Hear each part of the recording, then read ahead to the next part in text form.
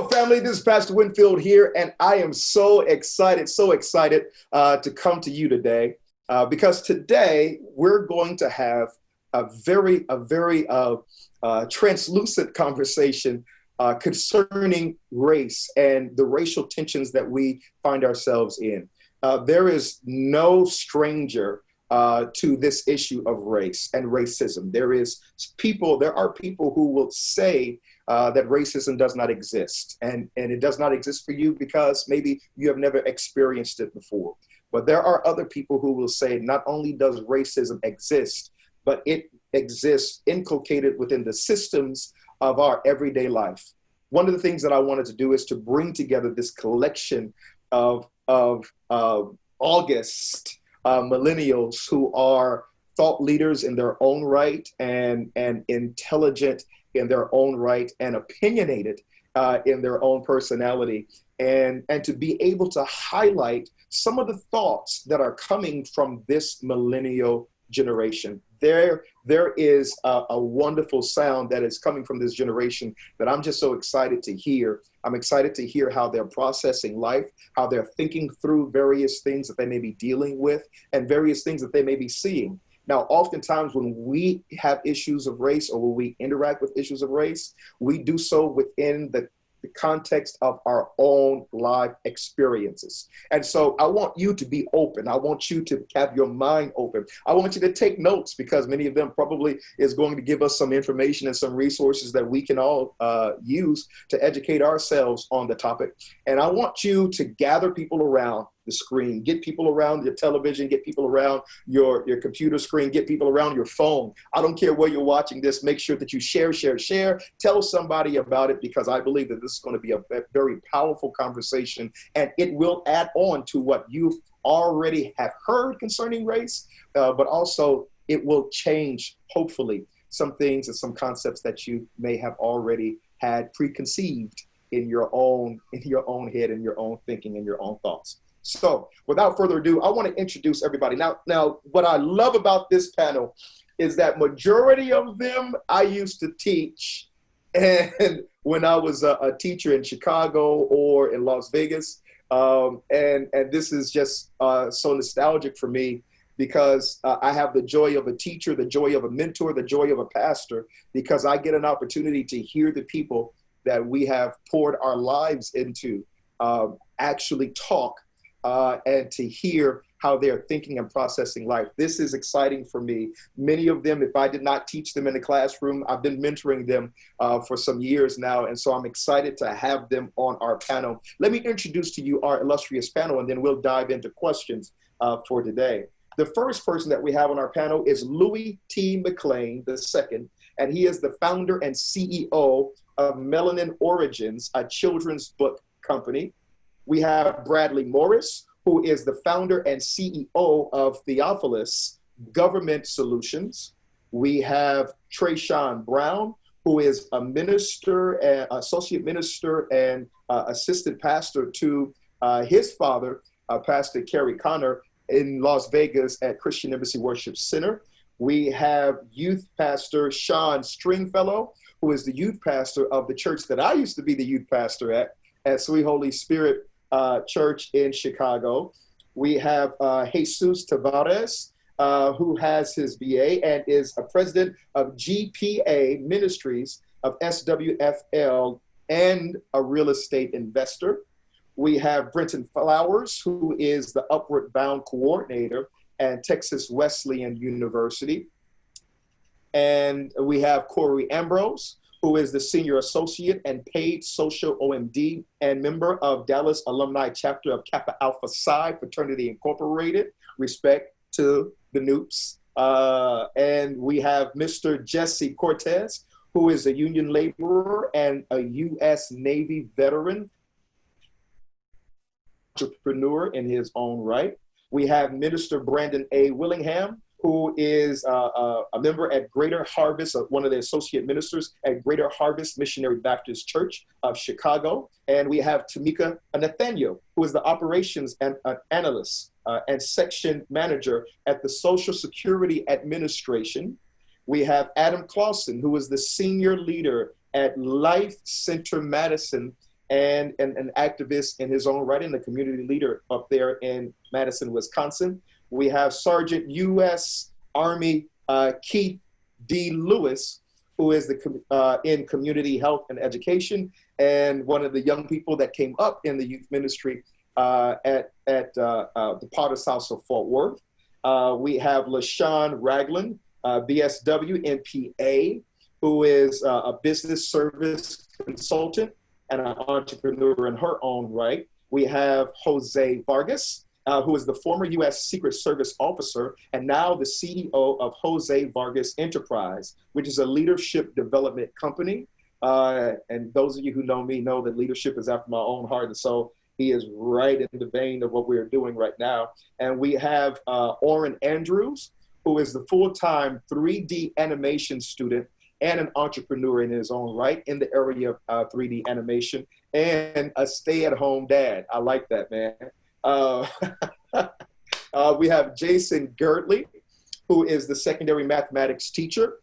He has an MA in Education Administration and Supervision in 2019, University of Phoenix National Board Certified Teacher in Mathematics and AYA 2013, and has his BS in Computer Engineering from the Illinois Institute of Technology. And we have Brandon Martinez, who is the youth pastor or society at the Outside Church police officer. He is a police officer and currently majoring in criminal justice at Indian River State College. I want you to welcome all of our illustrious panelists. We also have Jadon Montero, who is with us, who is in New York right now. And we have his girlfriend, Miyu, who is works for, I believe I can say it, but if I can't, then we'll edit it out, Planned Parenthood, and she does some great work there.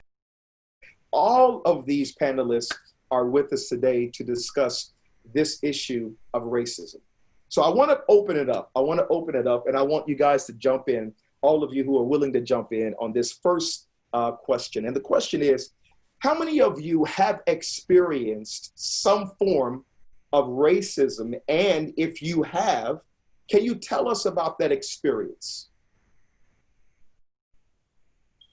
Can I start? Yes, sir. Jason. All right. I have experienced racism pretty much 3 times through my whole life. So the first time I was interning at Hewlett Packard and I was holding the door for somebody, for a group of people, hold the door, and this Caucasian person basically looked at me and said, "You're holding the door, should I give you $1?" Wow. And it was kind of rubbed me the wrong way, because I was looking at my friend, we looking at each other like, did he just say, how do you feel about that? Another instance, I was doing customer service for an internet company, and the lady didn't like what I was saying, so she basically called me an effing the N-word, like right on the call. So that was blatant. And the one that was the most interesting one was, I was at my school where I teach at, and I was at the front of the line, in the teacher's lounge getting lunch, and the lady walked over to me, short Caucasian lady, said, "Well, I'm so glad that you're in the front of the line, because about 30 years ago, you'll be forced to go to the back." And it was kind of like, what do you say in that matter? So that's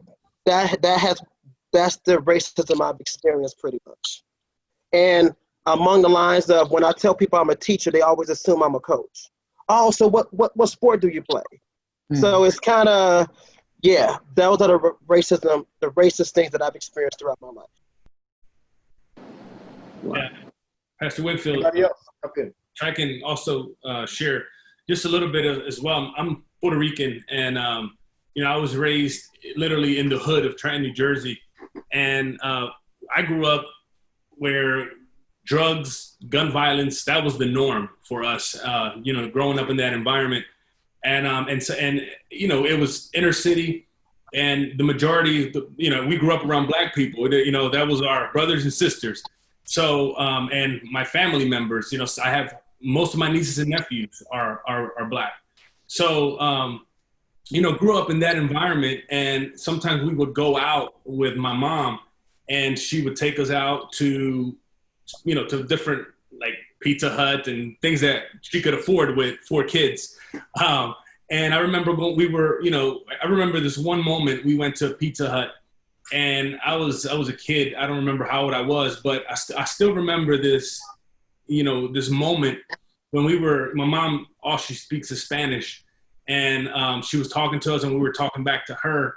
And I remember, this white couple came up to our table, and they said, "Why don't you speak English? You're in America," And as they walked away, they called us spick and and things like that. But at that moment, it was just like, and my mom was like, don't say nothing, stay quiet. So we just stayed quiet. But and because I didn't really know, that wasn't, it was not abnormal, if that makes sense.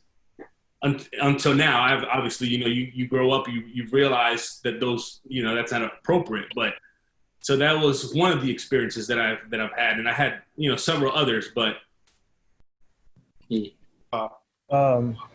have one. I had one experience. I've had a few of them, but the one that stands out to me the most is the one that set me on the path I'm on today. Actually, coincidentally, ironically, I was working at my last job. I was working at for 6 years. It was a cable company. I'm not gonna say the name, but it was a cable company, and people come in upset. We were a one-stop shop. If you had a problem with any kind of problem with your cable service, box, equipment, anything, you come in there.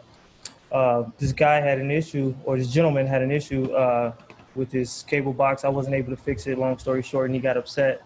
And then he started using racial slurs. It's happened before. I didn't make a big deal of it. You learn to keep cool, you know what I mean, and try to, continue to help the customer. But what really irritated me was after and during, the company I worked for did not defend me at all. And he was actually able to come back and shop and do everything else. So that experience actually got me, after 15, 16 years of working in corporate America, is like, it's actually trying to do something you love. If you're going to do it, try to make a change in what you're doing, your talents, and use it, and that was the most memorable one for me. Yeah, go ahead. Go ahead, brother. Yeah, I jump in. Man, I experienced several occasions like everybody else of racism, but one I can remember like it was yesterday was at SIUE, where I attended undergrad. And during that experience, it was almost the end of the school year, and we was getting ready to prepare for the summer. And I was working for the campus recreation center, and I was riding in the truck. So that people know that Southern Illinois is in Edwardsville, right? Edwardsville, yes. Not Carbondale, but Edwardsville. Not Carbondale, Edwardsville. Gotcha. Yeah. And so it was there. I was riding the truck with one of my coworkers who was Caucasian, who was white. And we was taking canoes from one dock to a shed. And we was listening to some music. Everything was cool. And he ended up slipping and saying, just to try to start a conversation, he said, "Hey, man, we used to, last summer we did the same thing, but we used to, excuse my French, but nigger, S-H-I-T up to the back of the truck." And it was like the record kind of, scratched. I did an and trying to understand what he was really trying to say. And it wasn't right after he said it, he didn't realize what he said until the truck stopped and I got out the car. And he tried to apologize, and I just had to walk off. I had to maintain my cool. I wasn't a youth pastor then. I was still in college in an undergrad position. But what happened after that was definitely, of course, took it to higher authorities as far as with my supervisor. And it was kind of ironic because the supervisor, he placed the power in my hands as far as like, what do you want to do? And so that was kind of part of the reason why I'm on the path that I'm on now, because I had a couple of days to think about the decision I want to make. And I believe I talked to a mentor, not you, Pastor, but it was another mentor. And they told me to check out Luke 6:26 through verse 30. And it says, "Do good to those who do evil to you. Bless those who curse you, pray for those who despitefully use you, and turn the other cheek," basically. And that was a hard thing. It was a hard thing to do, a hard pill to swallow. But at the end of the day, he was aware, the person who acted in racism was aware of his decisions and what he did. It still took me some time to forgive him and get over the situation. But at the end of the day, I didn't react how, I usually would have reacted. But it was a blessing in disguise. Along with my company, Melanin Origins, I also work for American Airlines and been climbing the corporate ladder for some time. And I do remember when I got a major promotion and we were sent to Pittsburgh so we could train up in Pittsburgh.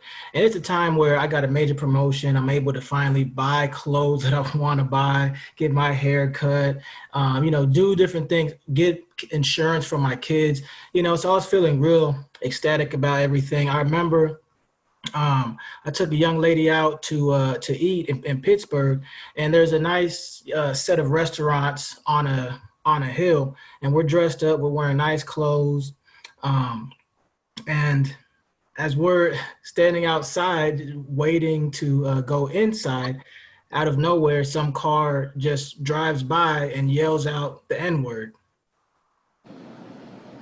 And that was totally disheartening for me. I mean, because I'm from Texas and we know what everybody hears about Texas. And here I am up in Pittsburgh, somewhere in the Northeast, and I'm getting this kind of treatment. And I mean, it was a horrible feeling.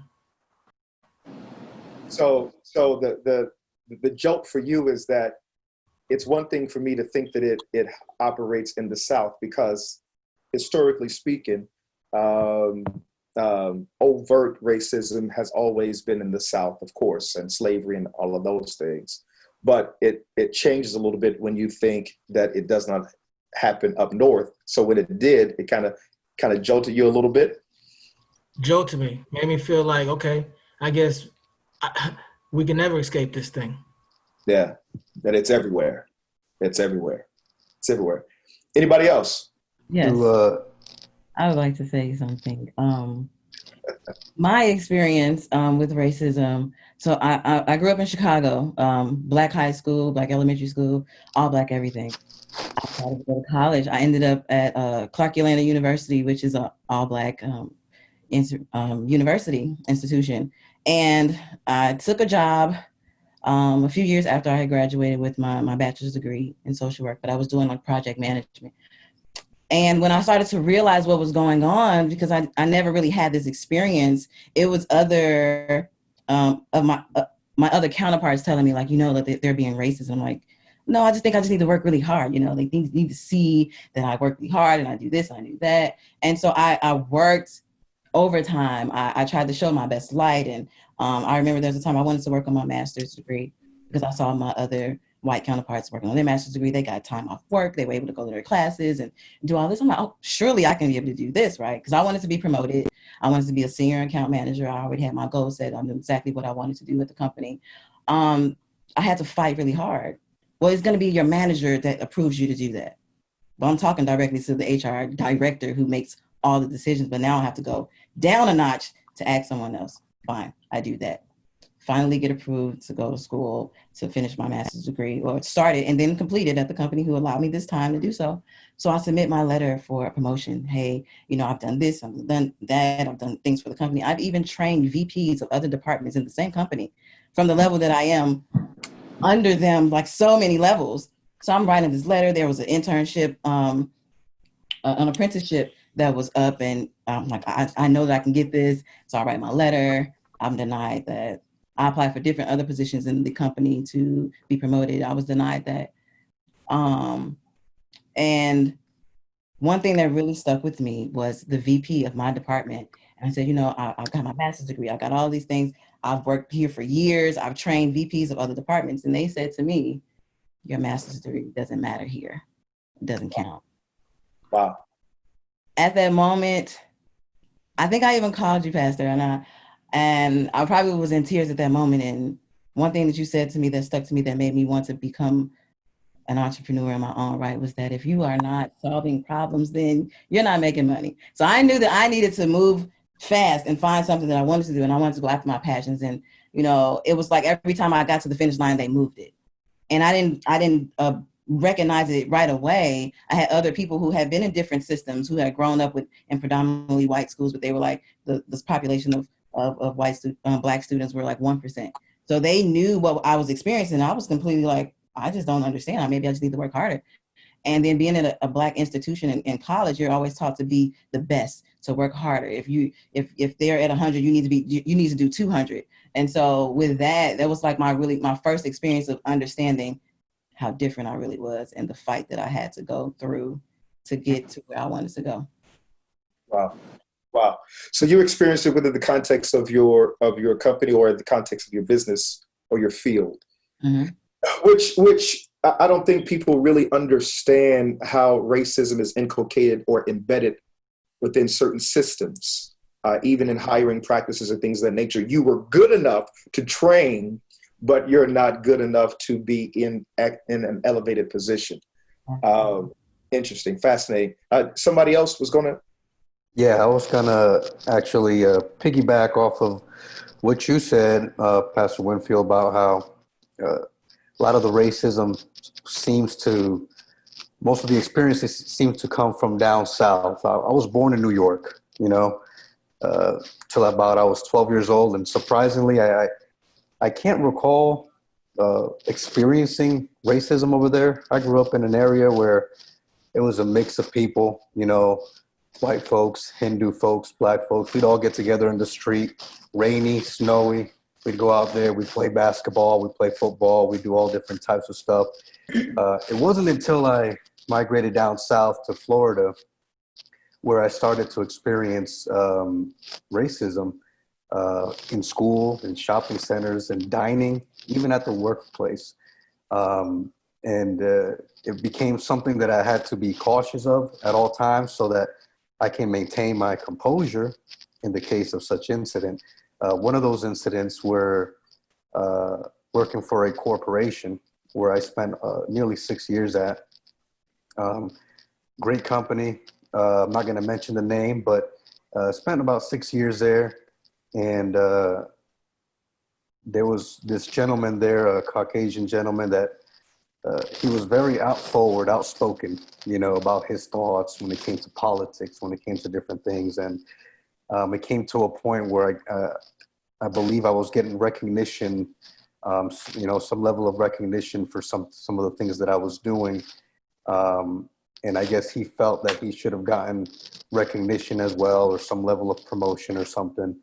And he began to speak out in front of everybody in the open office there, and just saying things like, he doesn't deserve this, he's this, and just name calling and stuff like that we hear. To my surprise, though, which I think is something that needs to be implemented in many different corporations and companies, my boss was a woman. And to my surprise, she came out and she took control of the situation. And the corporation actually forced the gentleman to take an ethics course to be able to control his behavior, or that they were going to let him go, that they didn't need that kind of behavior in the company. And that was one of the things that I saw that I believe would be a key thing to healing some of these issues that we see in corporate America, is if there's companies that have some level, some structure, or some type of,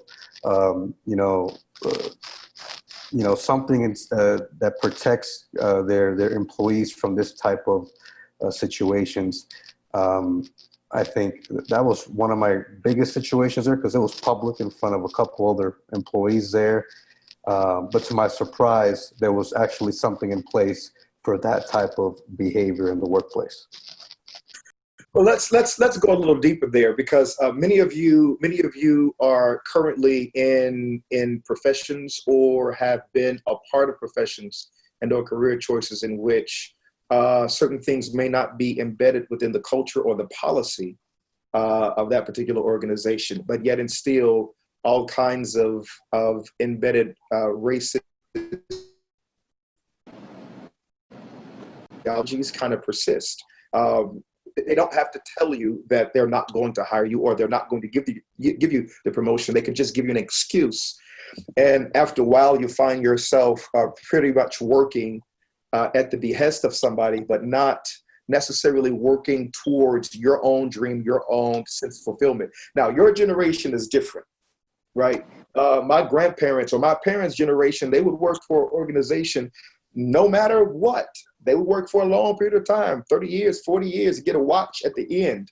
My grandparents and their generation, they would do the same. My generation, at least, we'll get very tired and frustrated at the 10-year mark or something like that and go find something else, if not start our own. Your generation, your generation will just say, forget it, I'm going to get my own.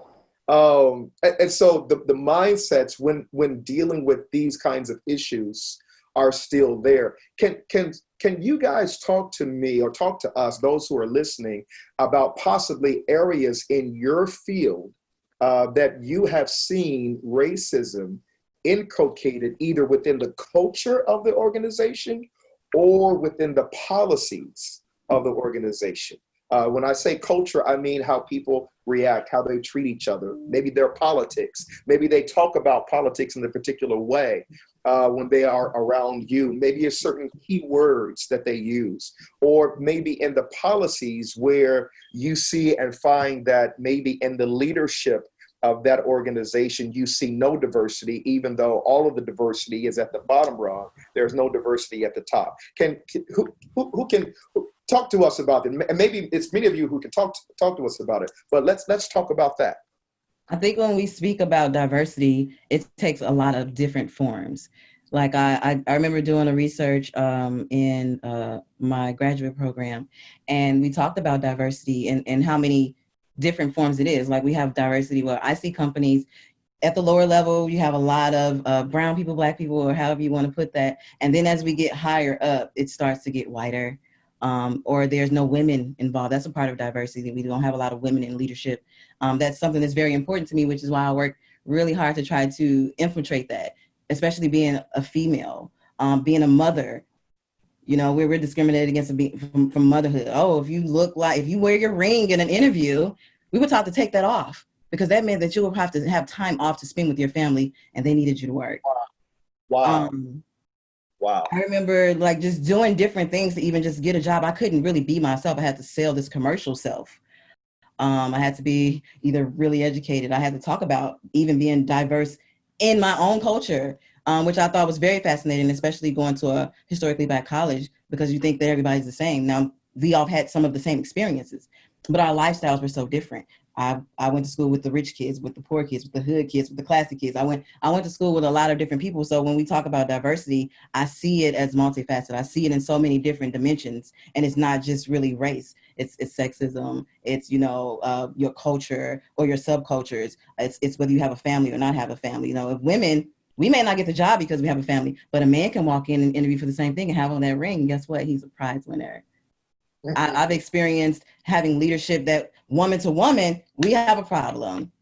Woman to man, you can kind of get a little leeway or some other things. And I'm thinking okay, if you're a mother and I'm a mother and you understand this, we should have some type of experience where you can be a little bit lenient. No, they're even harder. So I've experienced different things on so many different levels as far as trying to have a family at one point and trying to be the best that I can be and going through different avenues. And as I move up in some corporate, because I still work in a corporate environment, more nonprofit, but I start to see that as you move up, there's really not a place to go. The glass ceiling is real. The ladder of climbing is real. Like the company I work for now, I am out degreed most of them, except one person. I have the highest degree in the company and one of the lowest paying. And I'm like, why? So again, I write a letter and I'm still fighting for that because I'm like, the example is I can do so much more. But then what do you do when they're telling you there's nowhere to go? There's no management in the position that I'm in. I am the only person that does the job that I do. So where is it to go? To leave? But I do enjoy what I do. So when I think about diversity, I think about the people that I serve. I think about the hardship that they have because I work in employment services. And now since COVID-19, a lot of those things have changed for people. Employment has taken a different face. the things that we were That's fascinating. You have just brought up like a Pandora box. Let's play there just for a moment. Mm-hmm. Yeah, a few. And me, you, and Tamika, I want you guys to dive into this. Where have you seen in even your positions where there has been this, as LaShawn talked about, this glass ceiling, either in your area, either towards you or you've seen operated towards someone else? Can you guys talk about that too? I want to hear your thoughts, your views on that, because that is right. Diversity is not just in the issues of race, it is also in the issues of gender.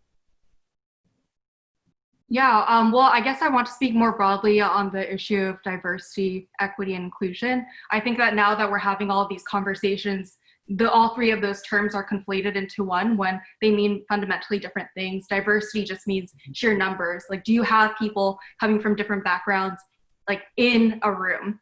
Inclusion actually means, are they decision makers? Do they have meaningful impact within the organization? Do they feel as though they're carrying ownership? And equity relates to outcome. So, and I think that that's where a lot of organizations fall short when we look at senior leadership, the distribution, because ultimately, like, when we start disaggregating the results and the data by race, what we end up seeing is that there are clearly different outcomes when it comes to the three most important parts of that, I think, of employees, which is hiring, evaluating, and retention. So within certain organizations, what we can see is that if you disaggregate by race, you'll see that your Black employees are continuously getting graded on a lower scale than their white counterparts.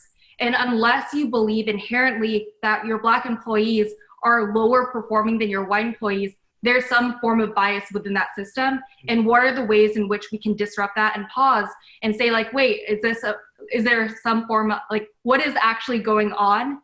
And let's go back to the evaluation form to figure out what that is.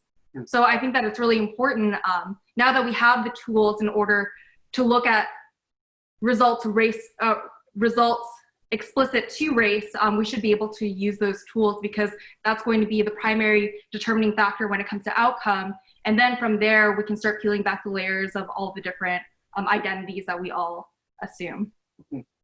Wow. So you're saying that data, if we're not careful, could be the very thing that organizations would use against people because they kind of conflate the data or they conflab the data in such a way to justify either this person not getting the position or this person not getting the position. Is that what you're saying, or no? Well, I think that data is just very dangerous depending upon who holds that information, right? It's like someone can just say, I have 60% of managers up identifying as POC, but then you don't also account for, I don't know, like white passing like folks, or I don't know, it just like, there's a very wide spectrum. And if you just say like, we have the numbers, like, don't worry about it. It doesn't go into like inclusion. Like, do they actually feel as though they have a voice in the room? Do they feel empowered? Are there macro aggressions occurring on the day-to-day? Are they still getting evaluated lesser than their white counterparts? Like, it really does determine upon how we look at the data. But I think that disaggregating on all three of those crucial steps of hiring, evaluating, and retention, in essence, like letting go individuals, firing individuals, really does key into different forms of bias that might not necessarily be accounted for beforehand, even if people like drink the juice and believe that diversity, equity, and inclusion are great things. I hear you. Thank you. Tamika, you got something you want to add? Yes, I in my experience, I put in for a position that I know that I was qualified for.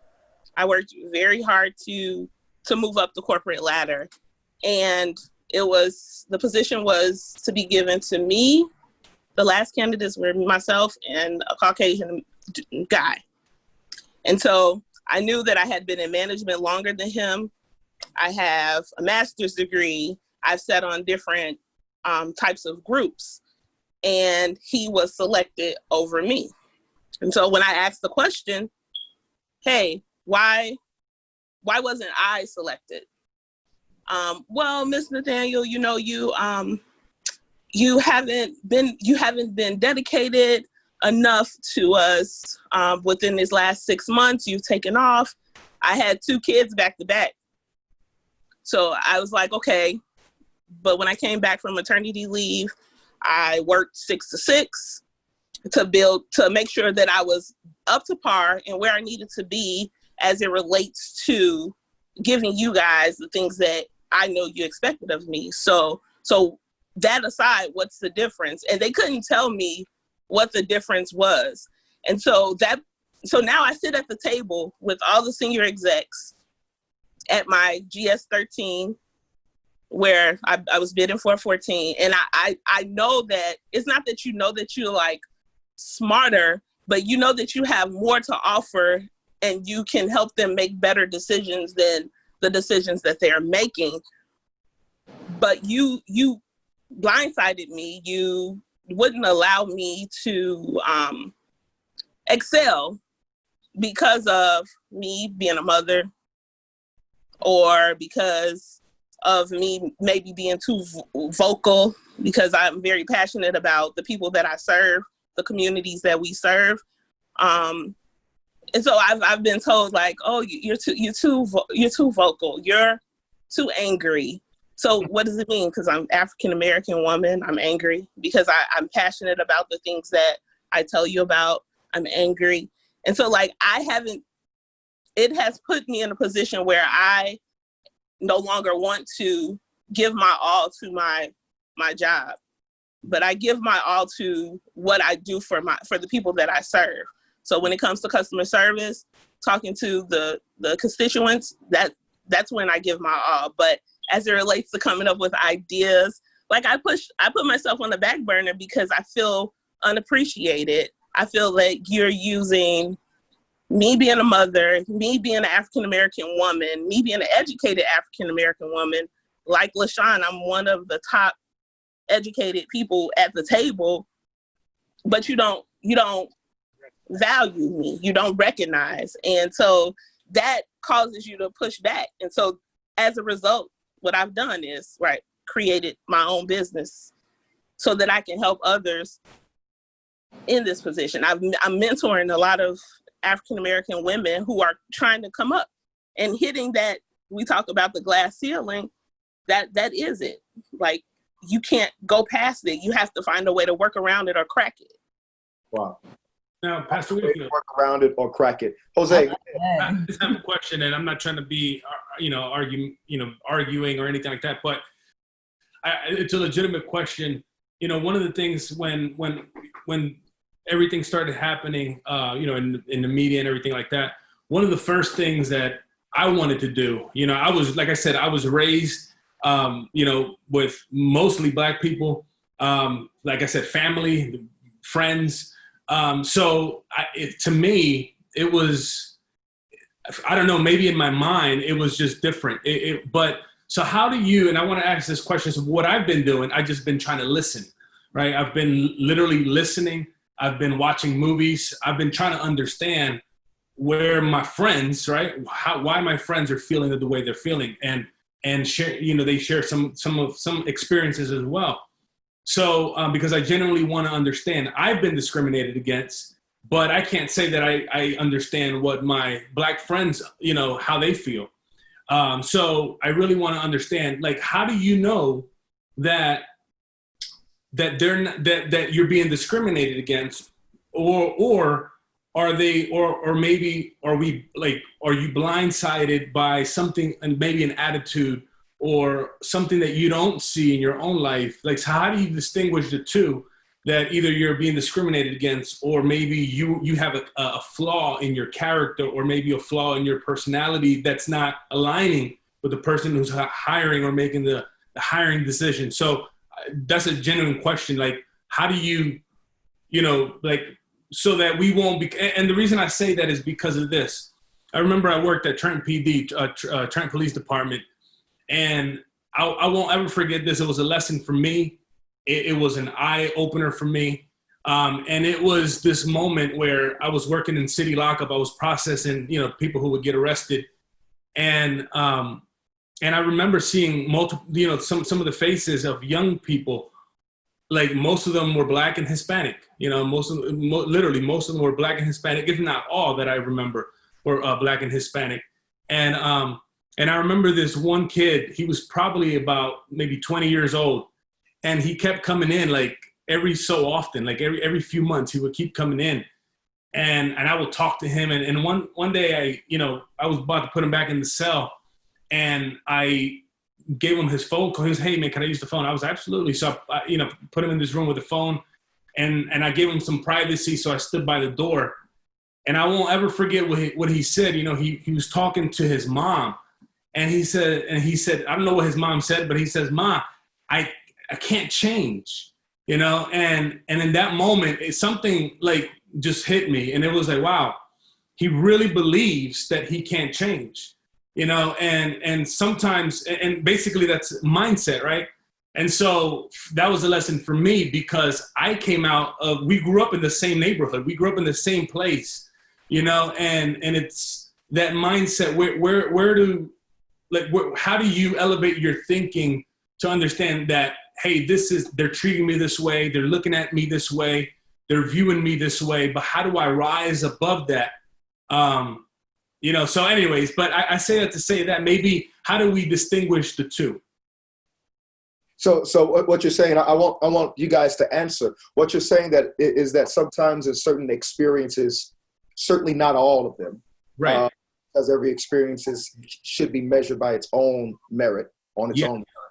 But there are certain experiences in which maybe there is a response that we get that's negative, that can be misconstrued as being racist, but can also be on the other spectrum of that, just somebody responding to you in kind to either your attitude or your thoughts or your concepts or your perceptions or your ideology or your behavior, right? Right. All right. So let's talk about that. How can you discern the difference between the two? I know for me, they are different, because when a person is racist, they will say it in their language. Yes. It's also very important to understand that if you do not have appropriate and proper cultural immersion, and that is to say that you understand the nuances of every culture, because every culture is not monolithic, that it is very possible for you to misconstrue my passion for anger. So I'll give you an example. If we're in a barber shop and we're talking, especially if we're talking about sports, you better believe that there's going to be a whole lot of aggression happening in the room, right? If somebody who does not understand that culture, does not understand the language, and certainly does not understand the passion walks in, it is plausible for me to think that they're thinking, man, everybody in here is about to fight. Right? But it's not that, and you would not know that if you were not inculcated within the culture to understand nuance and language and passion. For a lot of people, especially for Black and brown people, I know that if we are being passionate, it is misconceived as anger. But if a white person is being just as passionate, it is always called, wow, they have a lot of passion. So it's redefined according to how it is redistributed. And so I think that's something that we've got to talk about too. But that's just me just adding that little spice. Can I add to that? Go ahead. Can I add to that? Yeah, so even in corporate America, with piggybacking off of some of those things that Vargas has said, there was one time where I was interviewing, and I interviewed 6 times. I did 2 presentations, and I met with 6 different people, and still did not get that. When I knew 2 people there who only had 2 interviews, and I was more qualified than them. And so, for me, when I see things happening that don't normally happen, or if we're like out of the know and people know, then you can kind of discern whether that's racism or not, because it's like, whoa, wait a minute, like they don't have to go through that, or they're doing it a certain way, but all these roadblocks are in my view. And I think even once you do get that opportunity, and then you're in corporate America and you're around all these people, being Black in that circumstance, things get magnified. Like, you'll have certain conversations and they'll perceive things one way, or they'll have assumptions about how you move and how you act with certain people. And you have to completely do the opposite for them to be like, oh, okay, well, you're not that way. Or I didn't think you would take it. I thought you would take it in a different way, or something like that. And you have to move very differently. And sometimes it's by trial and error, because you start learning the ropes, as they say, and you have to code switch. Mm-hmm. And I mean, it's baffling. Like, I've had conversations with my higher ups in other positions, and getting constructive criticism, and they're like, man, you take it very well. You're not being defensive or anything. And I'm like, well, how did you think I was going to take that? Like, you just have to kind of scale back and totally suppress it at all costs. And it gets hard sometimes, because you see other people who are comfortable with communicating a certain way and acting a certain way, and they can be on calls and they can curse. They can be on calls and they can come in late. They can even be in a meeting and say, oh, well, I don't know. I can't say I don't know in a meeting. Like, it just cannot happen.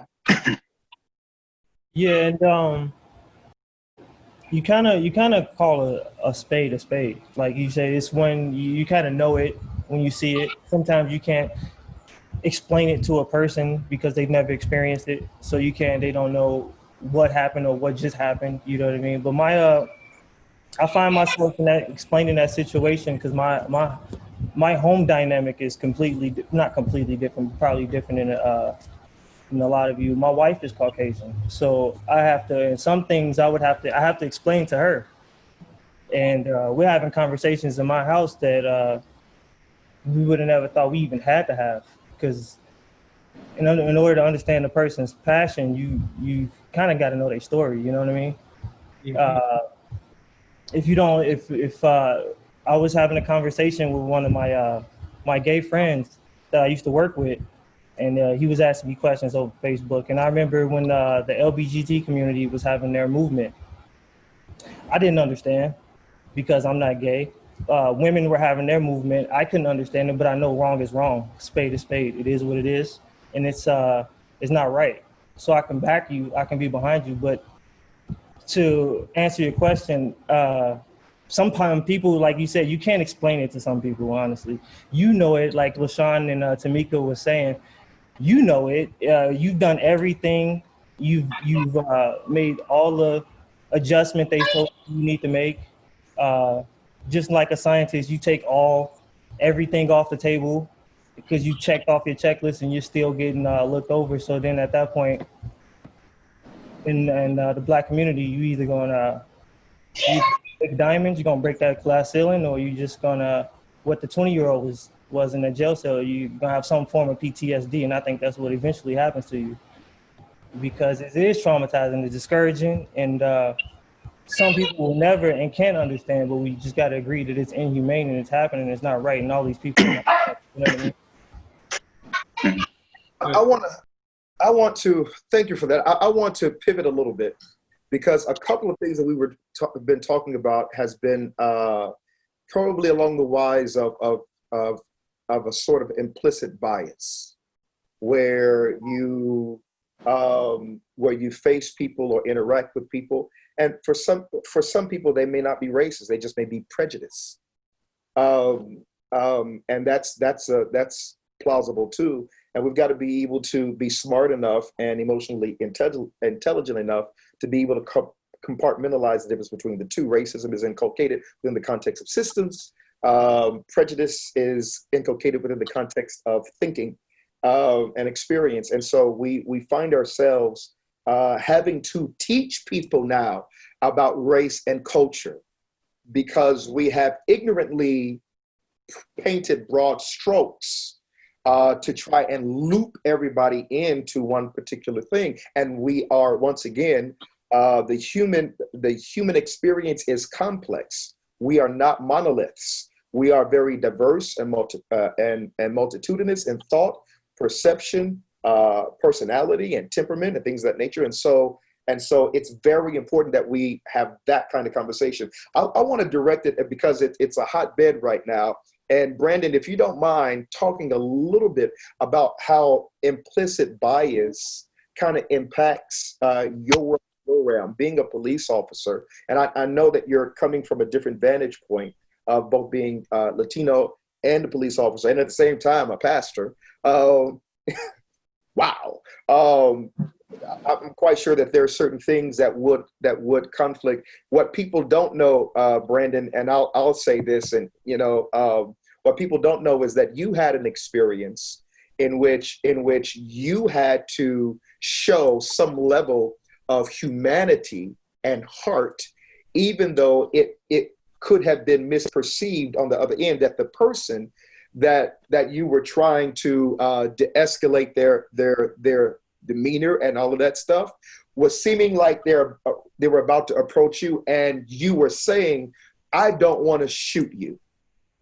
There was a sense of humanity that was connected to it that easily, probably you would have been justified in doing that, but there was a sense of humanity on the inside of you. There was probably a nonsense or not an embracing of this issue of implicit bias. And because you look at people differently than probably maybe some of your counterparts or other police officers or whatever, the way that situation turned out was totally different. Can you talk about the idea of implicit bias in that world, and how do you see it's impacting people's responses, even in policing? But then how are you not impacted by it? I want to hear that. That's just a fascinating thing to me. Talk to us about that. Yeah, definitely. So far, everybody's talked great points. It's been amazing conversation so far. I'm learning a lot. When you talk about bias, especially, we're seeing a lot in the culture and in our society right now, especially in America, going on with law enforcement. It's definitely a very sensitive time, especially being a minority and a law enforcement officer. I definitely didn't think I'd experience this. I want to touch real quick with Jose. I thought that was a great point that you're talking about, where how do we figure out these two, which ones are different?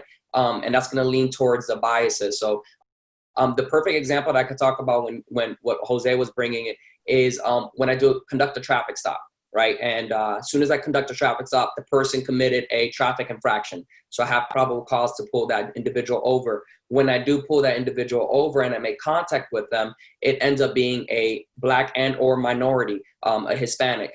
At the moment that they see me, the first thing they say right now is, you pull me over because I'm Black. You pull me over because I'm brown, whatever the case may be. And that, we know, wasn't the cause. At least at my intentions wasn't. I had no view of the person, wouldn't know who the individual is.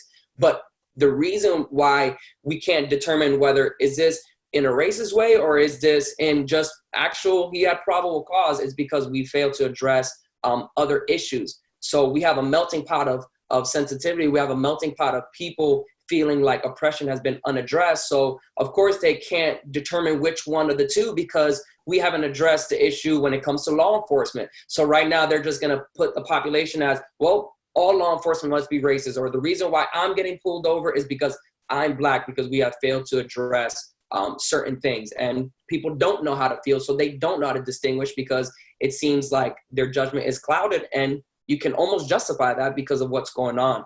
When it comes to biases, an implicit bias in law enforcement, you got to think of it like this. When you become a law enforcement officer, you've been given authority, right? And biases are stemmed from life experiences, from upbringings, from culture, from we're a melting pot right now. If you look at the Zoom, everybody's coming from different backgrounds, from up north, from south, east, west, wherever you come from, and you have your own homegrown biases that maybe not manifest until you have a chance to have some sort of authority. So when you get that badge, what happens is you got promoted to an authoritative position, but what came with you are your biases. right? So are your stereotypes, your sinful nature, your thinking of, oh, because I had this experience years ago with this particular person, when I come in contact at an authoritative level, at an elevated level, now I'm going to operate in such a manner that could be deemed racist. So I see that there's a lot of systematic racism because, especially in law enforcement, you can say it's because law enforcement's full of color. It's full of blacks, whites, Hispanics. We're all coming from different backgrounds, and now we're decision makers. And our decisions are determining factors and can ultimately change people's lives. Pastor was talking about an incident that occurred to me in September 9th of last year, where I was approached by a black male with a knife who attempted to end my life in an attempt for him to commit suicide by cop. He portrayed me to be white, is a story that wasn't placed on the news. And he was hoping that he can find a white officer because he knew his chances of getting shot presenting a knife were much higher.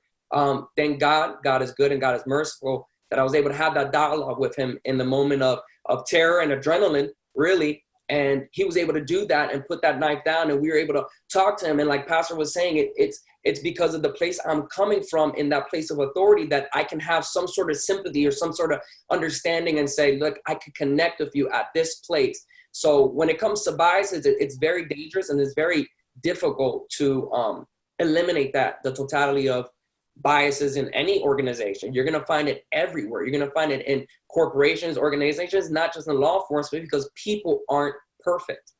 We are sinful. So what I found is that the issue really isn't the pigmentation of the skin or the pigmentation of your color, your skin. I think it's the condition of the heart, and whatever heart is behind that badge, it's what's causing the issue, is that we're imperfect. So I can add to that. If I can add to Brandon and Jose's point, I believe history has had or the tension between black and whites, or whites and Hispanics, or minorities, and some who feel they are the majority or the superior race.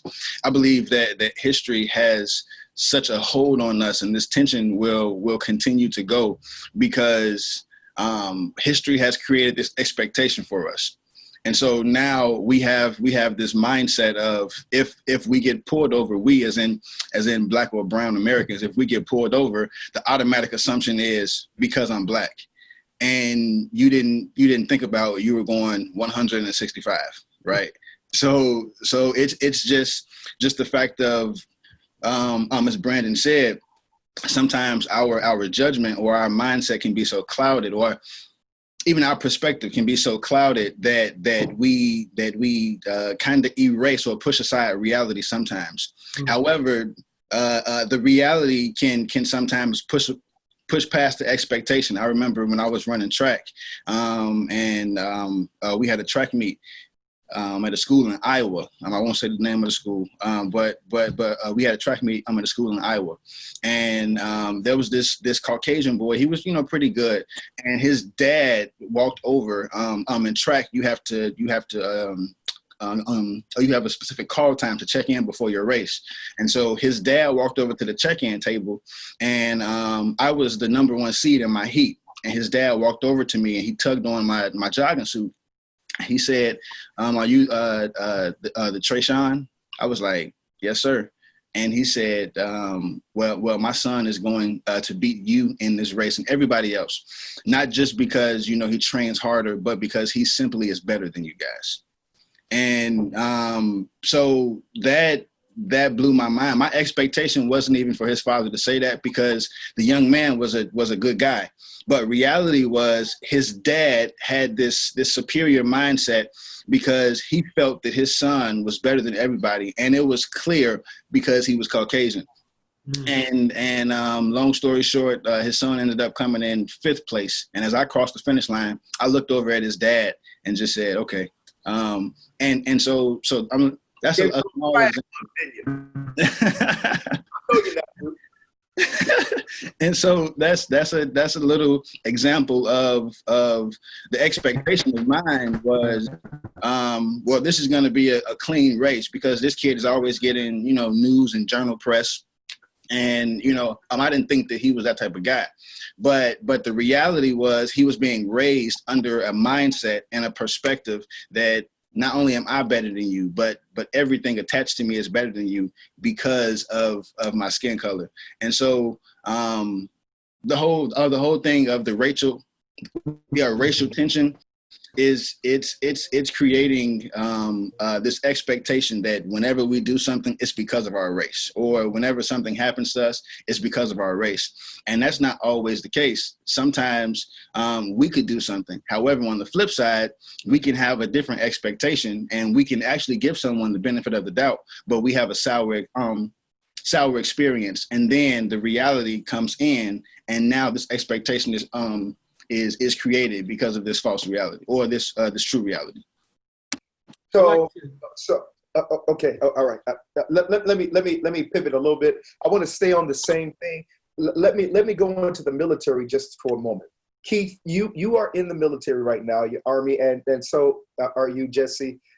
You've been, and so there is a situation that happened, I know, here in Temple, Texas area, concerning Greg Morales and Vanessa Gillum, in which because of issues of race, they're dead now, and now they're trying to gain reparations from the military as a result of their death. And the military is saying that they committed suicide, but it is believed that they did not commit suicide. And so, but it is misconstrued, or the report has been changed and shifted as a result of some kind of bias happening within the context of the system. Now, I know that military is a little different from police officers in that police officers are public servants. Military is really different. So they don't have to report anything to the public if they don't want to, because they're under a different leadership. Have you seen within the context of military? When I went to the protest concerning it Sunday, I was blown away because there were other people who have had this happen to them, and other families that was there who have had this happen to them. So I was blown away at this brand of racism actually showing its head even within the military. Have you seen anything like that or experienced anything like that? And if so, how has it impacted you?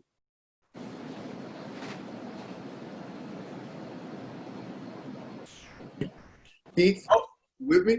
Or Jesse? Go ahead, Jesse. Yeah, sure. So I'm really enjoying this. Everybody's information and conversation. I'm really enjoying it, learning a lot.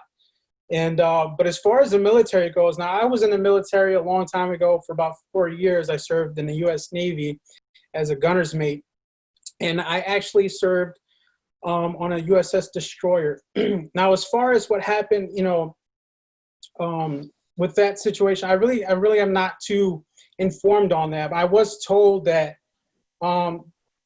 she was missing she was missing, and that wasn't reported, which was kind of weird. But as far as racism in the military, I know I have experienced some, and even to the point where it was just complete ignorance, like meaning that I met this one of my shipmates that ended up being assigned and working with me. She was having a conversation with me, and how, as far as like Black people go, she was having a conversation with me, considering that I had I had a lot of Black friends on the ship.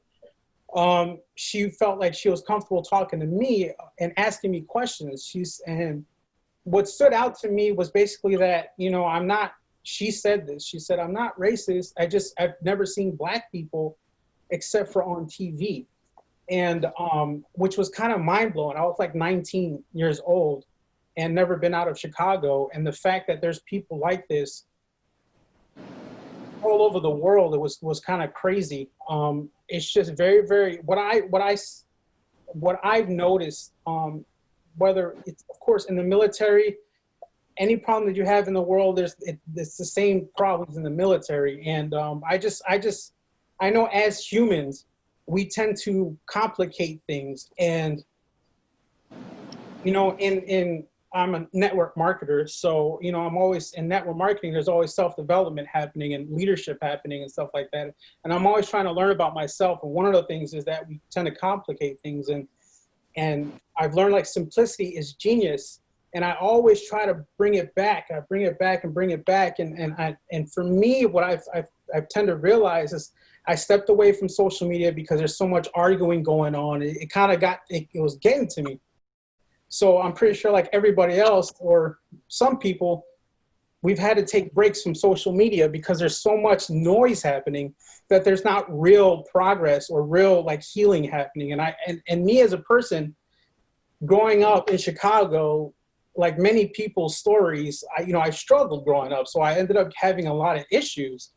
And a lot of what I realized in the military, I've heard some of the worst racism and even like jokes I've just heard, I've even worked side by side by a racist person who didn't like me and was openly racist with me, but we also completed missions together, which was kind of weird. So it kind of numbed me to racism. Like, it doesn't matter what he says, as long as we get things done, I'm fine, and like, but again, as humans, kind of like what they were saying before, is like, how do we decipher what's what? You start to get into like a rabbit hole, and you just keep going and keep going. And when really you just got to bring it back. Just bring it back to respect, or even bring it back to the 10 Commandments. If you're not treating your neighbor right, or if they're not treating you right, then, that's wrong. Whether it's racism or not, it's wrong. Kind of like, I can't remember who said it, but wrong is wrong, right? So, but I feel like that happens because our hearts, as the minority, we've been hurt. And in the Bible, it says not to trust your heart. So, at times, we kind of got to like just analyze what we're feeling and just like inform people and listen to people, because there's a lot of yelling happening, but not enough listening happening. And in order for healing, we have to listen, and we have to forgive. And I feel like, this is what needs to happen in the military and, in the world and whatnot. But that's pretty much my experience in the military as well. With my experience inside the military, so the Army is one giant melting pot of people from all over America, all over the world. And like someone else had said, they come with their own biases. They come with their own ways of thinking. There are some people who've never seen a person of color before. There are people who grew up in towns full of just white people. And they come into the military, and when you get into the military, or when I got into the Army, they give you classes, the equal opportunity classes, right? And they teach you about diversity. They try to force you to understand that there are going to be a whole lot of people who are not like you there, right? But if you look at people inside of the class, there's a lot of people who aren't paying attention, who just ignore what's going on, or people will fall asleep, or they'll be talking during the entire presentation or brief. There's like a certain sense of not caring whenever that I have seen. And then these people who come from different backgrounds, they'll do great inside of their jobs. They'll go to the board, they'll go to the promotion board, they'll promote. They'll do everything, but then they get into leadership positions, right? And all of their values that don't align with the Army, that don't align with the core Army values that we're taught, they bring that with them, and they impose that onto their junior soldiers, right? So they could negatively affect their soldiers' careers. And I see that happen all the time. They can not recommend a soldier who's clearly ready to go to the board. They have the power to say, no, you're not ready to go to the board right now. No, don't do it. And then they won't give you an actual reason as to why you're not going to the board, why you're not able to go and promote. I see a lot of different things inside of the military, inside of the Army. And it really, really have to play things by ears. There's some things you can call out immediately, and there are reporting tools, you know, so you can report and get people out of positions of power. But a lot of time there's added pressure because depending on how high up it is, there's a lot of people who aren't comfortable with coming out and saying, oh, so and so said he called me an N-word, or he's refusing to push me up because of the color of my skin, you know. It happens a lot. There's a lot of different things that happen. There was a study I was reading into a while back. There are more Black and Hispanic soldiers get written up for Article 15s than other people. You know, that's just, there's not more Black and Hispanic people inside of the military than there are white people. There's just not, and we're getting reprimanded at such alarming rates. You know, it's just a cycle. So the Army is definitely moving towards the direction of equal opportunity, but there's still so much healing that needs to go on because of everybody's coming from different parts of the world. Everyone's coming from different parts of America, you know, and it's really going to take the breakdown of a lot of systematic issues, a lot of from almost every perspective. There's systematic racism is touching literally everything, you know, and that's my military experience. So thank you for that, Keith. What I wanted people to hear is that racist issues are not necessarily brought up in a particular vacuum, but they are inculcated within contexts, different systems that we find ourselves in. The problem with the systems is that those systems are either controlled or created by people.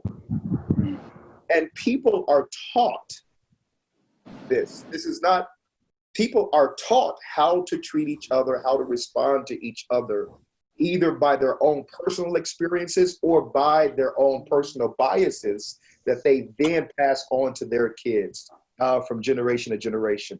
I'm blown away by the different experiences and that we find here that I'm listening to. Let's take this a little further in the area, and I'm going to go into education, and then I'm going to come back to the church. So all you preachers, get ready.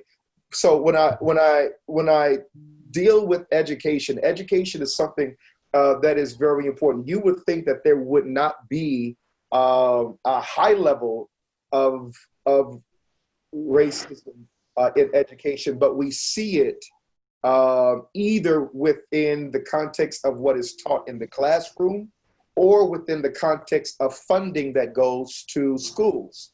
It's the issue that you brought up concerning equity. What is equity?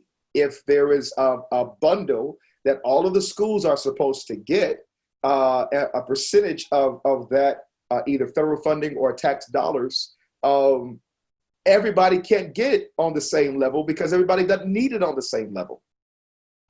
Equity ensures that everybody gets what they need for their context, versus everybody getting it on the same level. That's equality, but it's not equity. But we see it in the context of education. Britton, you were talking previously about how all of your students graduated and are going to college, I believe. And can you talk about some of the things and some of the issues that they have dealt with within the context of their educational experiences, and you have dealt with them and interact with them on a mentoring basis and also on a teaching basis? And those of you who are teachers or youth pastors or whatever, please chime in about how young people are being impacted, possibly, and I'll put that out there just because I just want to be, inclusive of different modalities of thought, possibly by the issues of race.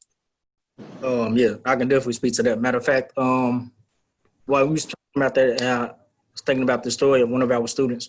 She's Fort Worth ISD. She goes to a predominantly Hispanic school, high school, right? Public high school. So, as you know, like with Fort Worth ISD, or maybe you don't know, like the education system within Fort Worth ISD is not really the greatest, right? So, because some of our schools, they're more on passing the kids rather than teaching the kids. And so you can have a bunch of kids that are failing, right? But that doesn't matter to them. What matters to them is the numbers, getting them kids out and getting them graduated.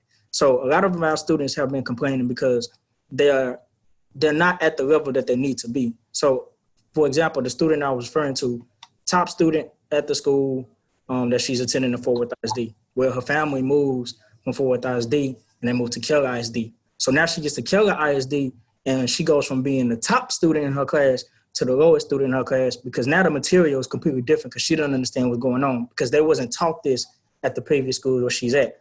Like, so the education, like the students aren't receiving the same amount of education as other ISDs because we're not receiving the same amount of funding that the other ISDs are receiving. And then granted, you look at the teachers. Some of the teachers at the school, like the school I work with, which I won't name, some of the teachers that are there, they have no clue what they're doing. They have basketball coaches teaching English classes. And they have no degree in English whatsoever. So you pulling people that you could just get to try to teach these kids when they don't even really know what's going on. So the kids are suffering because they know where they need to be and what they want to do, but they don't know how to get there because the system is not helping them to get there. So when we have students and you see them, for example, apply for scholarships, with a lot of these scholarships, right, you have to write an essay. The grammar that the kids use is not up to par. Right? As far as some of them don't know what a noun is, some of them don't know what a verb is, they don't know where to put commas, and it's because they're not being taught. The teachers are grammar anymore in schools. Yes, grammar is very important. And see, and the kids are afraid, like when they see these essay prompts, they run from them. Like they run from scholarships. They don't want to do scholarships because they look at it and they see it's an essay and they don't want to write an essay because they don't know what they should write about. And if they do write it, it might not be long enough. Or if they look at it, it's just grammatically wrong. It's just nothing was proper. So you see a lot. And some of these teachers, like they get in there and they don't want to teach at all. They're just doing it for the money. They're just doing it because they need a job. But then you have some teachers who are passionate and they try to help the kids, but the kids have felt like they're being given up on, so they don't want the help. So it's really a convoluted system that hopefully can be fixed. But it's gonna take time. But the only way to start is you gotta give these kids in these schools the funding that do not have the funding. They need this funding to help them get the materials that they need so they can understand that, hey, this is the subject that I'm working on. I have a teacher here that can teach you this subject and they're going to teach it to you to the right way so you can go out into the workforce and know what you are doing. And so you can show that you really are educated. I want to piggyback on that because those of you who know me, education is my wheelhouse. So there are a couple of things that we see in the area of educational equity. It's not just the resources that are being brought to a particular district. It's also the people resources that are being brought there too.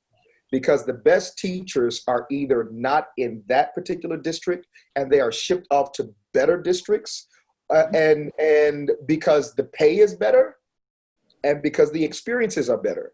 And so teachers are not necessarily taught how to deal with our students because there's been no cultural immersion. There's been no cultural understanding.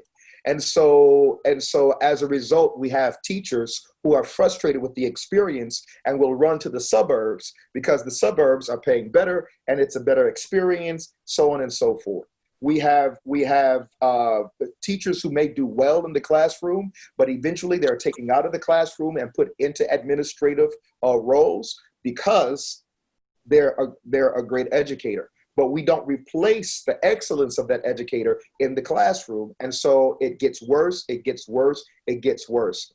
And studies are still done as the new Jim Crow is that the educational system in which third grade students are now pinned to determine whether or not they're going to end up in the penitentiary. And as a result, you have that funding the prison system as well as the educational system that is being lowered. So they're lowering the educational standard, they're upping the prison standard, and there is more money going towards building prisons than to getting to your point, Britton, that the resources, both people resources and financial resources and social resources that are needed for these schools in different districts that may have some more issues. And so we have this thing that's going on. Add on to that the history that's taught is not very good. Because how are you going to teach an American history when it is more highlighted about white history than it is about African American history, Latino Hispanic history, Asian American history?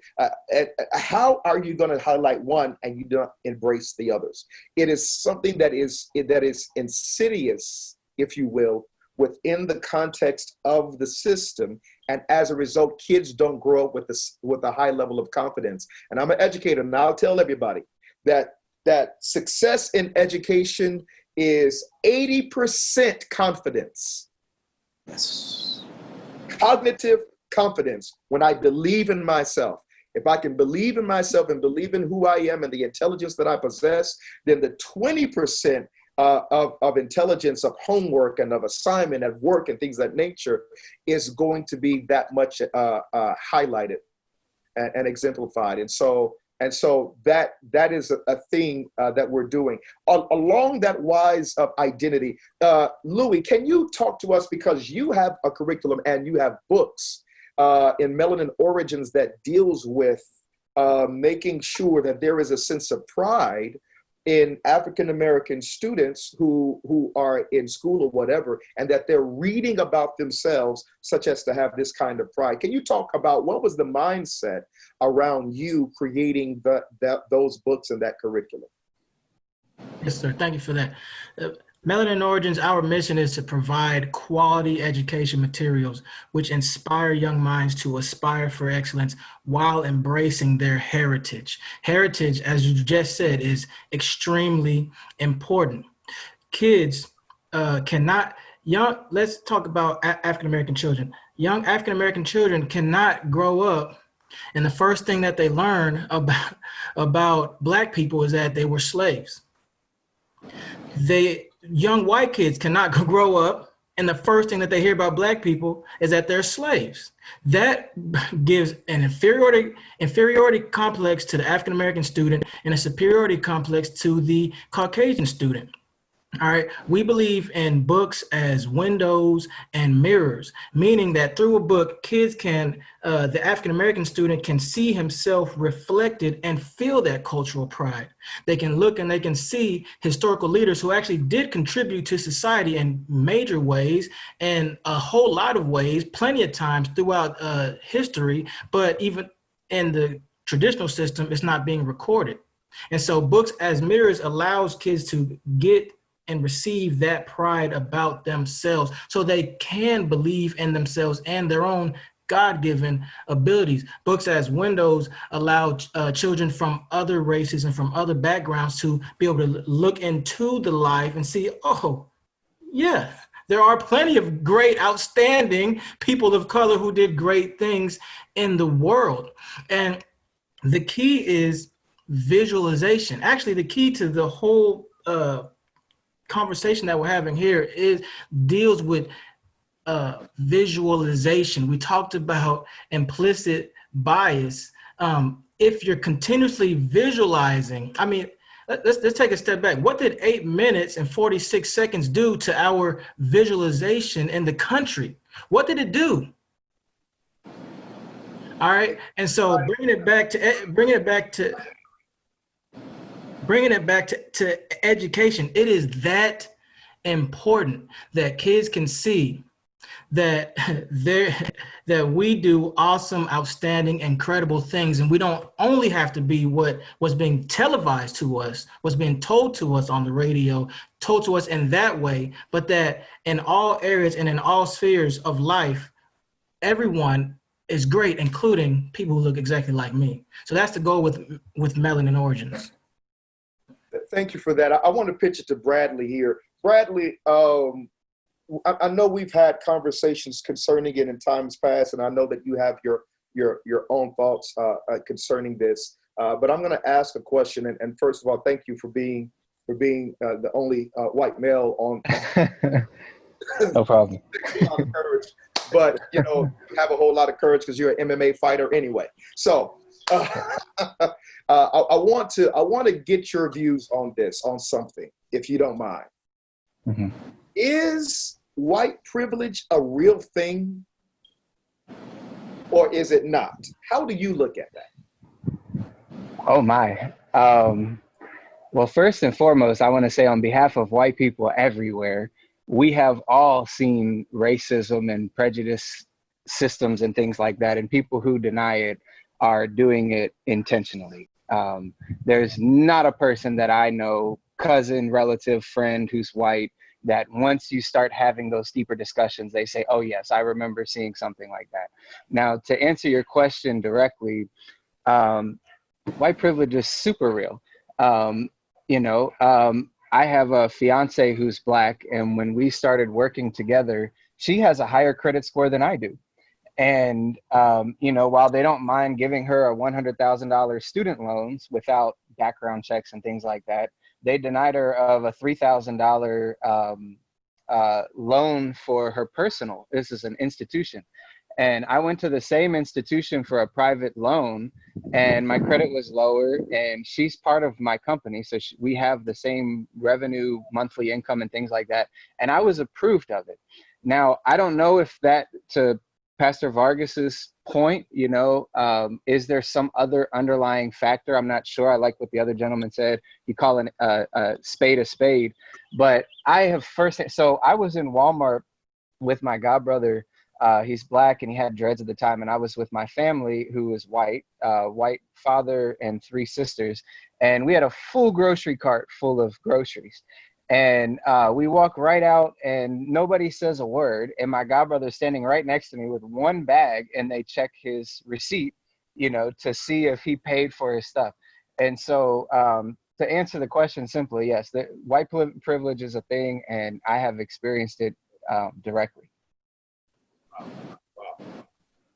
So let's I've got so much more to ask concerning that, but our time is somewhat limited. One of the things that I wanted us to deal with then is how do you see that we can solve this? Like, I think one of the things that your generation, or you guys' generation, is doing is being able to bring attention to it and not bury it. Mm-hmm. Not bury it in the ground, but talk about it. Have conversations like this where we can talk about it intelligently and create a safe space for people to make mistakes and for people not to understand or not to know, and to say, hey, I'm learning. Hey, I didn't know that. And it is okay. And you don't have to be deemed or demonized as a racist or as even being prejudiced. Because you only can be aware of your own experiences. I've had to broaden my palette concerning it. I was telling Jadon on yesterday, I had to broaden my palette concerning worship and what that looked like, and the expression of worship and church and ministry and things of that nature. I've had to redo in my head how the gospel is preached and what I preach, because I had to make sure that what I preach is more of a Bible gospel than it is an American gospel. Mm-hmm. And there is a difference. I had to make sure that I go back in my own head and make sure that what the master was teaching as my missionary was not necessarily within my Rolodex. And I had to shift and change how I was taught about the gospel, taught about how, you submit to all of your authority, and you submit to all authority. You submit to all authority. You submit to all authority. But yes, yet and still, Jesus did not submit to all authority, and Peter didn't submit to all authority, and neither did Paul submit to all authority, which is the reason why many of them were beaten, and Christians were crucified and killed because there was a sense of resistance on the inside of them. I've had to go back and redo how I process the gospel and process the Bible, even as a Christian. I know many of you, if not all of you, are Christians in your own right and have a particular expression. I want to deal with twofold. Number one, how do you feel like your perspective of God is helping you to be able to cope with it, and at the same time be able to help heal the racial divide? What are some of the things that you are doing within your world or within your context to help to heal that? And then I want to end on what are we going to do? What do you think the church's role should be during this time? Anybody who wants to hop on? Brandon. I'll, Yeah. I'll love to speak on that if I can. First of all, this has been an awesome conversation and dialogue that we are having. I'd actually like to speak to that.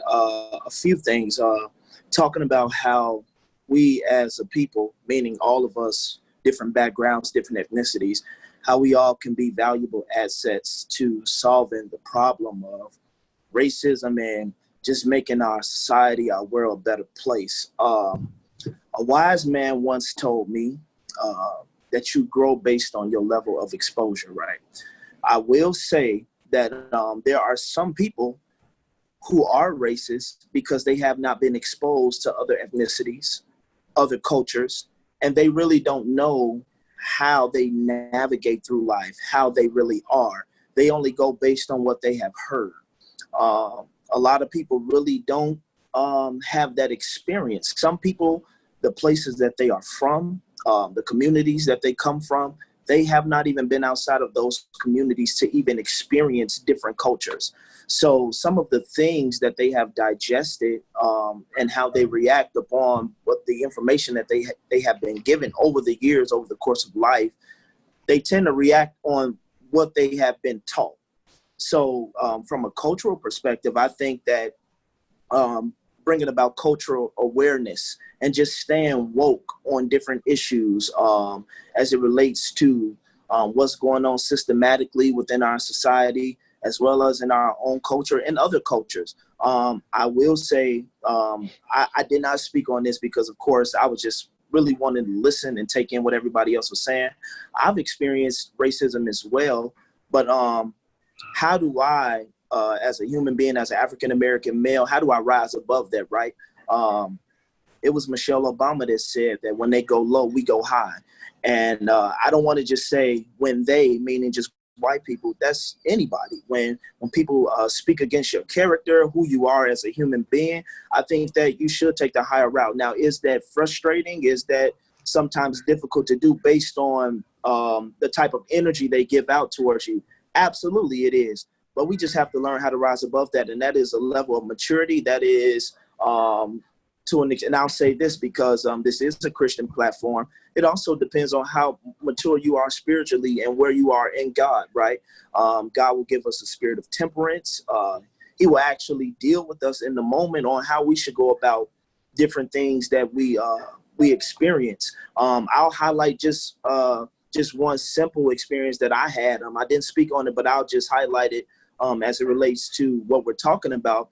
I was blessed through my job. And by the way, I'm a teacher by profession. And so I was blessed last year around my birthday through the network that I work for. This lady, she's actually a season ticket holder for the Chicago Bulls. I was blessed with the opportunity to be able to go and sit courtside. The Bulls played the Atlanta Hawks. So I've been to several Bulls games, but this was my first time actually sitting courtside. So it was a great experience. Me and my fiance went. We got to eat in the Kettle One Club, which is where like all of the managers, some of the players, and some of the higher ups in administration, they go eat before games and after the games or whatever. Long story short, it was a great opportunity. Can you hear me? Yeah, I can hear you. Go ahead. Oh, yeah. It was a great opportunity. That next day when I went back to work, I won't name the person, but particular individual came up to me, which he was a white male, and he said to me, how was the game? And he's into sports. He said, how was the game? I said, it was great. And he said to me, it must be great to not have to sit in the nosebleeds all the time. Now, I took that personally because what he said to me was, you're not good enough to be able to afford to even sit down there. And you don't know where I come from. You don't know my background. You don't know what my finances look. You don't know what I can afford.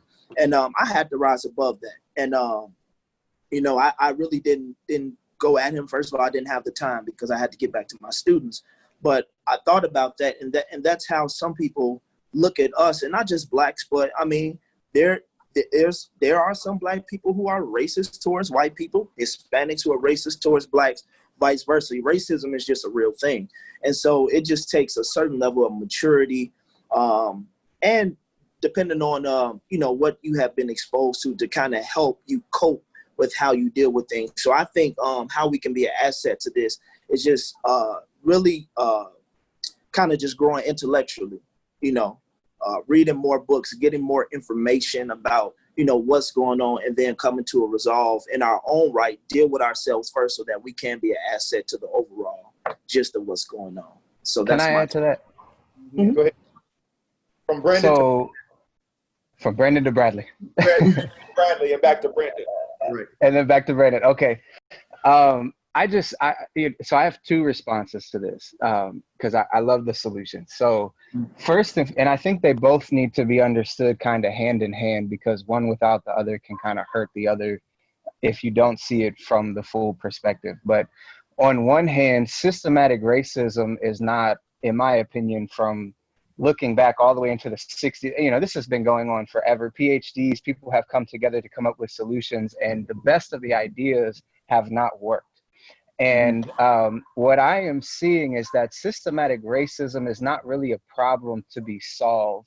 It's not really something that a group discussion will solve, or voting will not get rid of systematic racism altogether. Systematic racism is a disease or a sickness or a curse, if you will, if you can understand that. And so on one hand, and I was thinking about this when we were talking about how can you tell whether it was really racist or if it wasn't, and how do you choose those battles wisely, and so on and so forth. And I was talking to the Lord the other day and talking about how to change the world. And that's not the test. The test is, will the world change you? So knowing that systematic racism is not going to go anywhere, how do you deal with that even still? And I have some practical solutions that, we've started to take a look at. In Colorado, they passed a Senate bill. It's 20-217. And it's called the Law Enforcement Accountability Act. And so while there's no getting rid of racism altogether, there is a way for us to manage how it impacts us, how we respond, and things of that nature. So this act, which sets a precedent for us to roll this out all the way up to the highest court, to every state, it has multiple things. One of which is that officers are required to have body cams. Surprisingly enough, they're not always required to. So this law will make that happen. Again, it's been passed in Colorado. We want to, so for everybody viewing and everybody on the panel who doesn't already know, this is a movement we need to put forth. The second thing that it does is anytime that there's a use of force, the law officer and the department is required to report the race and ethnicity of each of those uses of force, and they study that. Thirdly, officers who have been known to abuse their power are not allowed to reapply for anywhere else in the state of Colorado under this act, but hopefully this would be nationwide. And then the fourth one, which really deals with if this one thing alone got dealt with, this will help the impact of systematic racism with regards to law enforcement and things of that nature, and hopefully sets the standard for the rest of the community. But it's something called qualified immunity. So qualified immunity is, I do government contracts. I've done it for 10 or 15 years. And whenever I hire a doctor for the Department of Defense, if they commit a malpractice, if they put a lung where the heart was supposed to be during a surgery or something like that, the Department of Defense sends their best attorneys to defend the doctor, and the Department of Defense is listed as a defendant, and this doctor is not even listed on the lawsuit altogether, totally indemnified. And very similarly, this act, this law, which is called qualified immunity, allows for the police department to be sued and not the police officer. Many people don't understand that. And so these officers are indemnified. And so this law would require that. And Pastor, you spoke to my MMA background. I'll speak to this very briefly. The last rule is that you are not allowed to do chokeholds as a police officer. If you have ever swam like I have, and maybe almost got to the point where you were scared on whether or not you were going to make it up or not, you can hold your breath underwater for maybe, I don't know, 5, 6 minutes, 7 minutes without passing. and you become unconscious, and there's still a chance for you to be saved after that, and so on and so forth. When you are being choked, and that's because that's your lungs and oxygen allow you to survive a underwater situation for much longer than a chokehold. I was in martial arts jiu-jitsu. One of their rules at our gym, I find it a pretty stupid rule, but it is what it is. If you haven't been put to sleep within 1 year, they will put you to sleep. That way you understand what it feels like, and you won't be surprised and seize out or anything like that. And it's a natural process. Now, guess what? I went to sleep within the first year, so they didn't have to put me to sleep. But this is what happened. I was in a chokehold, and my arm was connected to my carotid artery over here, and his leg was connected to my carotid artery over here, i.e. a chokehold. This is what the police officers are using. And this is called a blood choke. I'm in between this guy's legs being choked, and I'm swinging, thinking I'm gonna get out, and I'm thinking I'm okay. I've postured up, I've done everything right, I'm still breathing. And then next thing you know, they're standing over top of me, shaking my legs, waking me up. I'm like, what happened? It was 7 seconds. And a blood choke will put you to sleep in 7 seconds because it cuts off the blood in your actual arteries. This is not your lungs. You don't have a chance. And guess what? If you are held in that position for about a minute, maybe 2 to 3 minutes maximum, I don't know all the rules like that, but you go to sleep at about 7 to 10 seconds in a blood choke. If you are still in that position, let's just say 3 minutes, I think I'm giving a little extra time here, you die. And there's no coming back. There's no CPR. There's no none of that. You've cut off the oxygen in the brain. Now, before that, your brain cannot function. So you have a mental handicap, even if you do survive this. But these chokes are lethal. And that's why we're seeing all of these things happening where people are dying from chokeholds. So this law, again, in Colorado, everybody, this is something big. When you're at a Black Lives Matter protest, or you're doing a speech, or you're having general discussion, this is something that will impact us tremendously.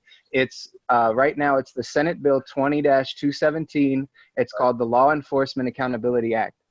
Okay, now really quickly, I have 2 other solutions. One we've talked about for years, but I would love to see this. You go to African-American communities and you see a lot of white police officers who are in these Black communities who cannot relate to anybody in the Black community. Obviously, we need to switch them out.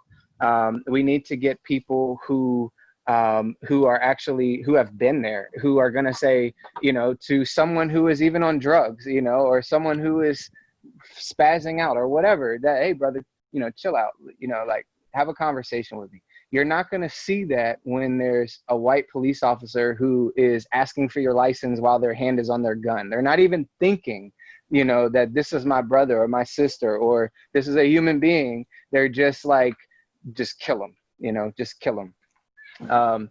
And then the last thing that we can change, I went to a couple of these Black Lives Matter protests and things like that. I think we need to start working on getting on one accord and figuring out what it is that we really want solved.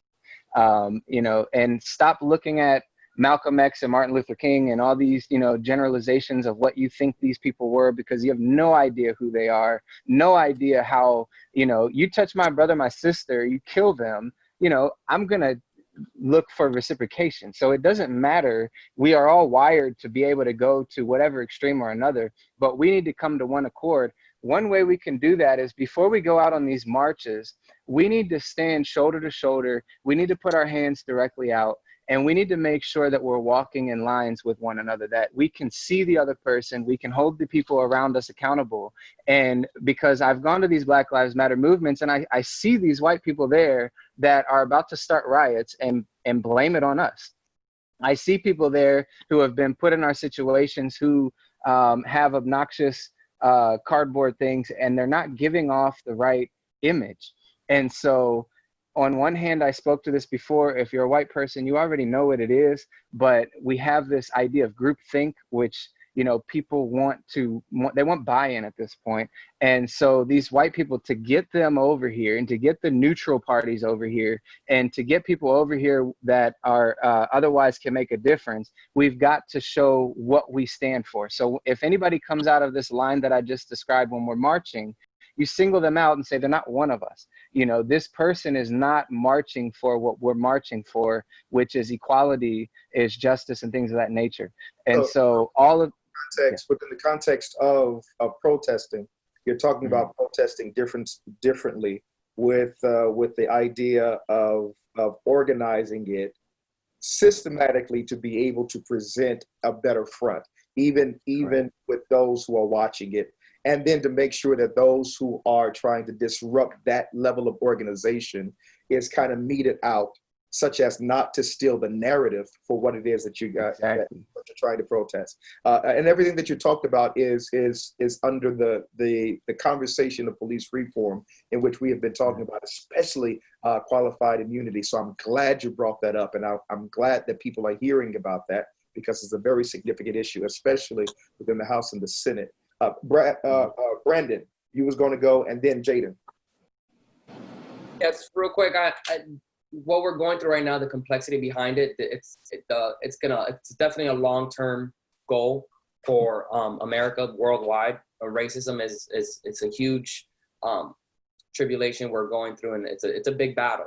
How many were born and raised in church? I'm assuming a lot of us were born and raised in church, right? You had that mom that came downstairs at 2 a.m. and put her hand on you, and you did the praise break. And I was born and raised in church, because I want to bring a little bit of the building in aspect in it. When I was in church, born and raised, and I'm still active member, youth and young adults pastor. One thing that I saw at conference after conference and church events after church events is that everybody was called to full-time ministry, right? Everybody was a prophet. Everybody was a pastor. Everybody had something. And what I saw as I grew up was there was almost like a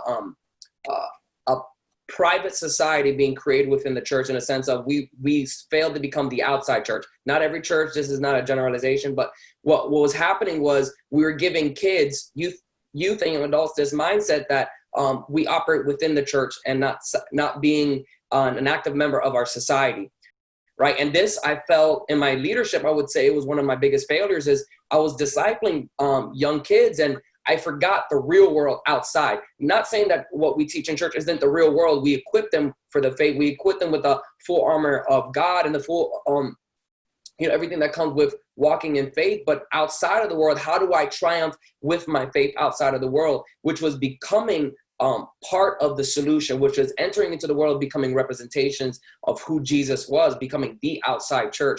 Which then, after God gave me this revelation over my life, that's when I wanted to pursue this profession, because I said, you know what, if there is a problem in this profession, what better than to have a man and or woman of God become a representation in that field? So if we recognize that there is a problem, then we might as well become part of that solution to that problem. So being part of society was a big factor of us as church members, as men and women of God.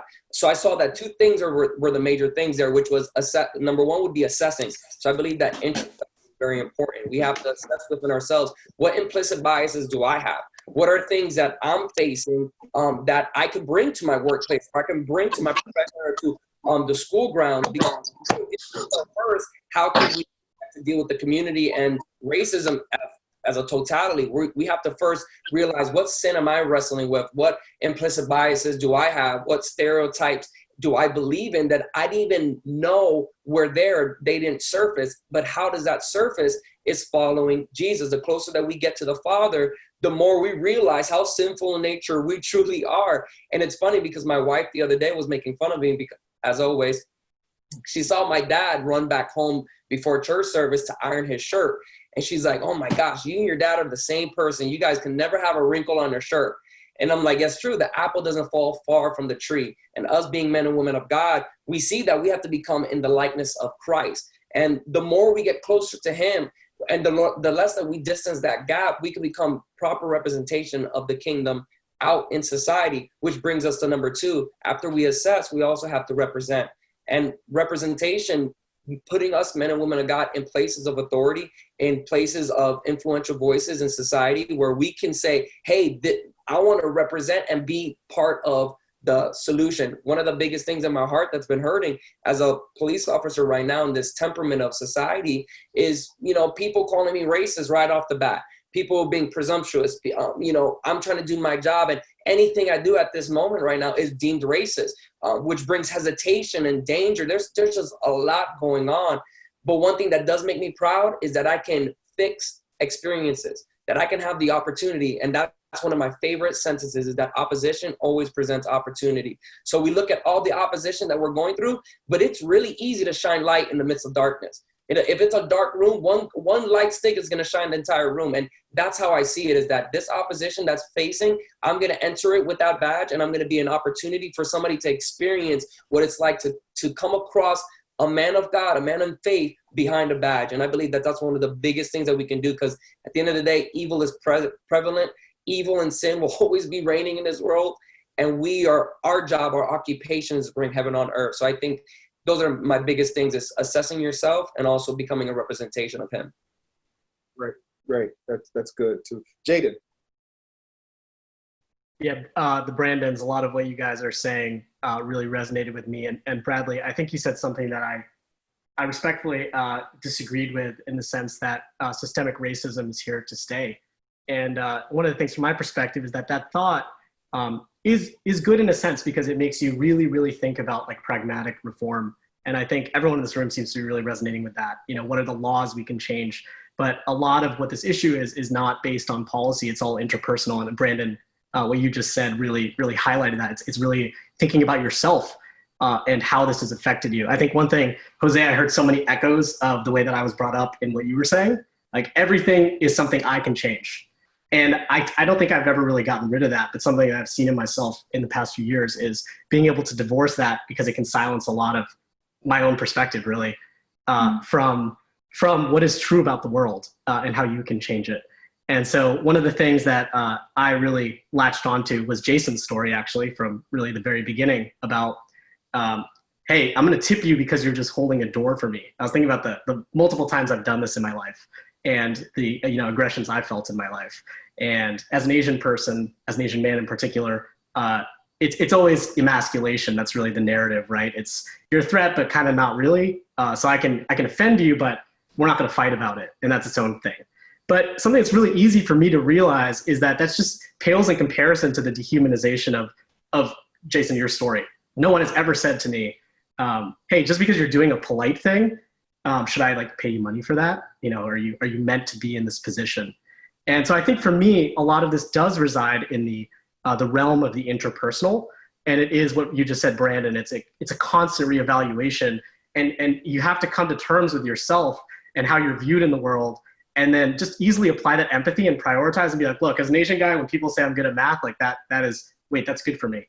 But those kinds of biases are applied across the board. So just thinking about others, and then not just thinking about it, but really making noise. That's a thing I'm trying to come to terms with myself. I'm not somebody that believes myself to be a person that makes noise about racial issues or equity issues in general. So for me, it's about overcoming that barrier, understanding where I stand in the world, and believing that the interpersonal can lead to utopia. Last thing I'll say, I read this article about how like everyone will look Filipino in like 40 years, which is awesome for me. Sorry to the rest of you. And it's funny because it's like, there's no reason to even believe that race will be a viable construct in like 40 years, right? And we're acting like it's just going to be here forever. I think our goal is to push that faster. Like, why does it have to take when we all look like me? And then you're like, which Southeast Asian country did you come from? Where like we stop dealing with these issues. It's more just like, hey, if we could push that forward like 20 years, let's do it. And so to me, it's not all interpersonal, but that's where we all live. I think that's a thing we can all affect, no matter where we all stand in society. Can I challenge that for a sec? Go ahead, Korey, and then we'll go to Shawn, and then Jason, and then Adam. We'll end with you. Okay, so saying to piggyback off of Bradley, to say that we can end racism, or I totally agree with Bradley. Like, this is something that's probably not going away, because we can hope and pray about changing these systematic things and so on and so forth. But you can only change you. So if I, is wishing for these things to change, like I can't change a whole system that is embedded already in bias. Like, we're gonna have biases anyway. Whether it's you like something that I don't like, and we play off of those different preferences. So putting that into corporate America and other different systems, it's inevitable. We can't, how can we change that? How can we change a society that's already so embedded in its preferences that it's going to take a whole generation shift to change that, starting with our family, like raising my kids a certain way, you raising your kids a certain way. And until that generation kind of slowly dies off and mindsets are changed, which, you know, who's to say they still won't have their preferences, even in themselves, or, you know, within their friends, or within, you know, the school that they go to, or things that they want to do. So, you know, I think this is referring back to the Bible and, you know, our religion. Maybe this is just our test to get through, you know, because with all these things going around us, we still have to move forward, and we still have to kind of move with the changes. Thank you. Shawn?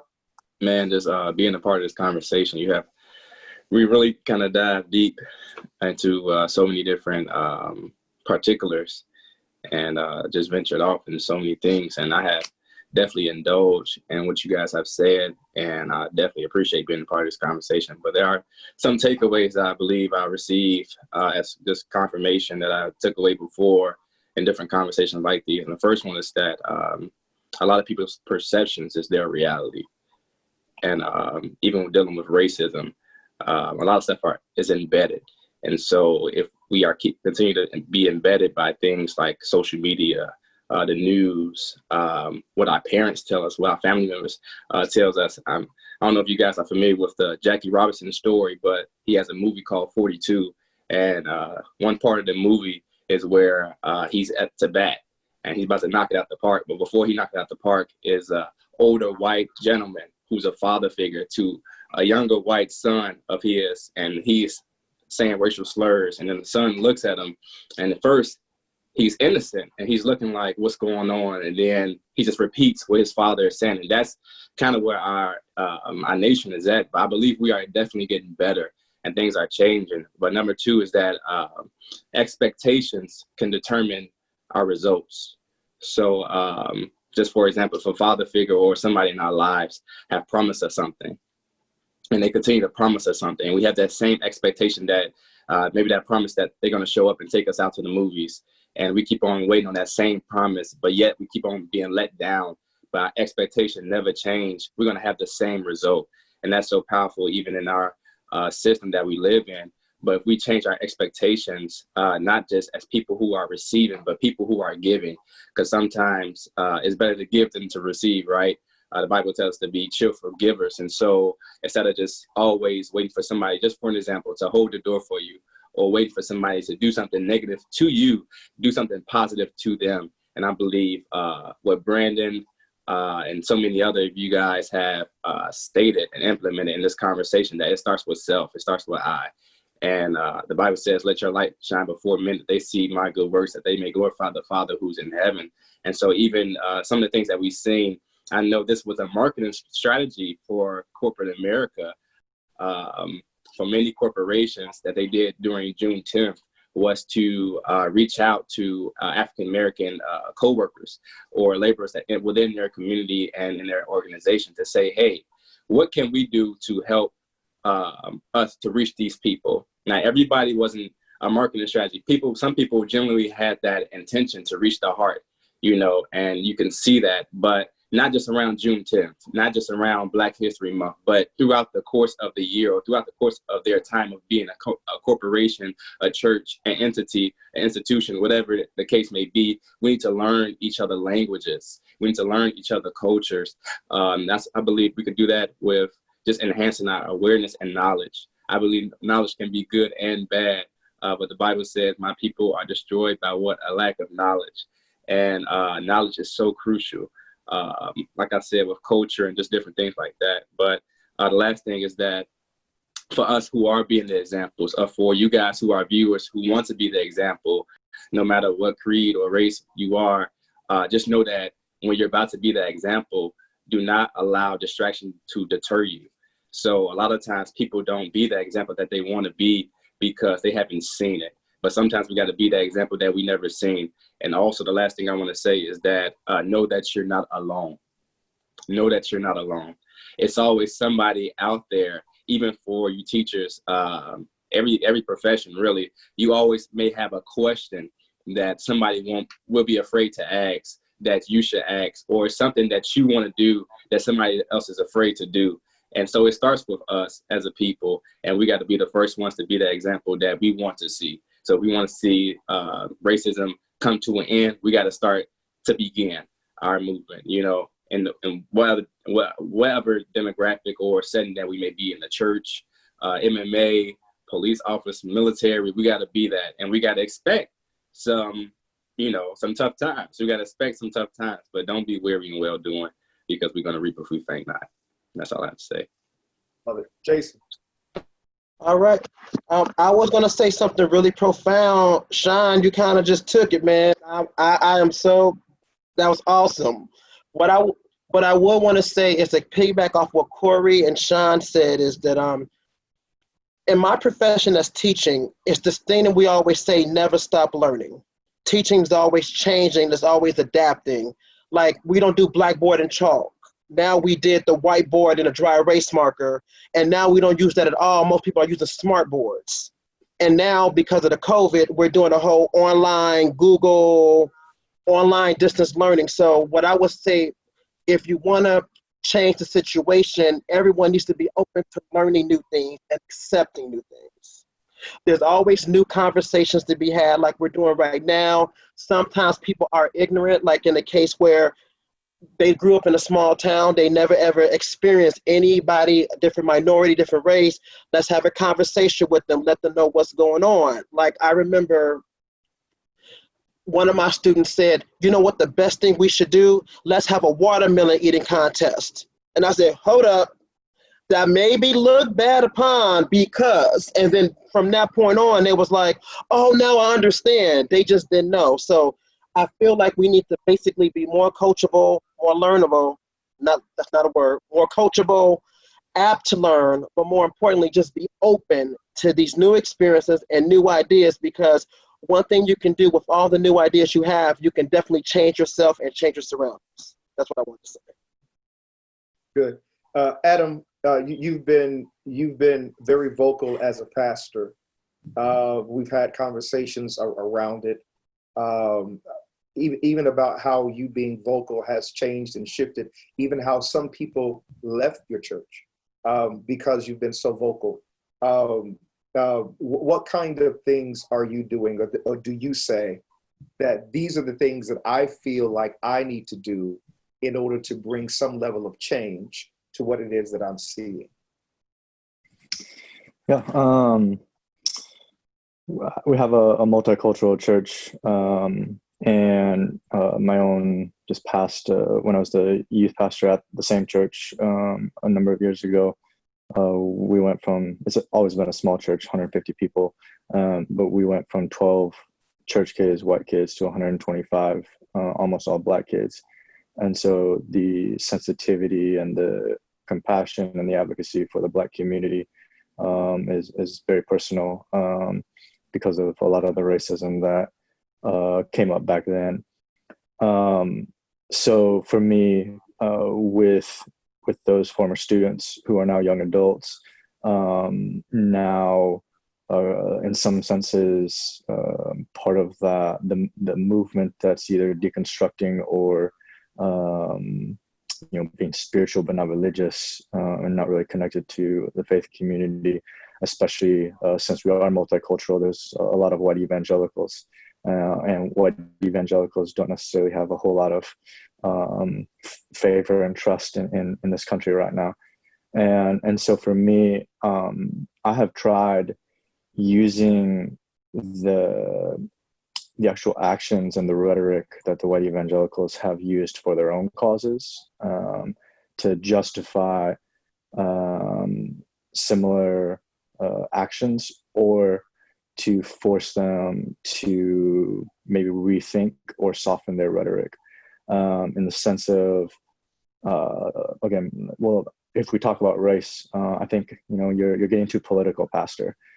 Well, white evangelicals have been very political. If you look at Jerry Falwell and Pat Robertson and kind of the moral majority movement of yesteryear, that the white evangelical movement has been mobilized and indoctrinated throughout the entire country to to push for political, like legislative and judicial electorate and appointees, so that political and judicial reforms can happen for especially one particular issue, abortion, pro-life, sorts of reforms and changes. So for me, when the white evangelical movement has been doing the very thing that the Black community or the immigrant community is lobbying for, and that's from the pulpit of white churches, then why should other allies or Black leaders be silenced? And why are we so dismissed when we're saying there needs to be political activism, there needs to be political reform? For the white evangelicals to be so pro-Israel in foreign policy. I mean, you're advocating, again, for public policy to favor one racial group.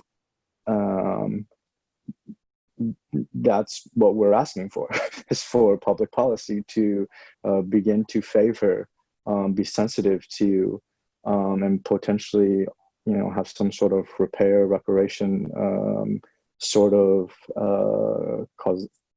causes for a particular people group. And so, but that's, it's very offensive. And I think for me, because it's personal, I have a relationship, intimate relationship with the Black community locally.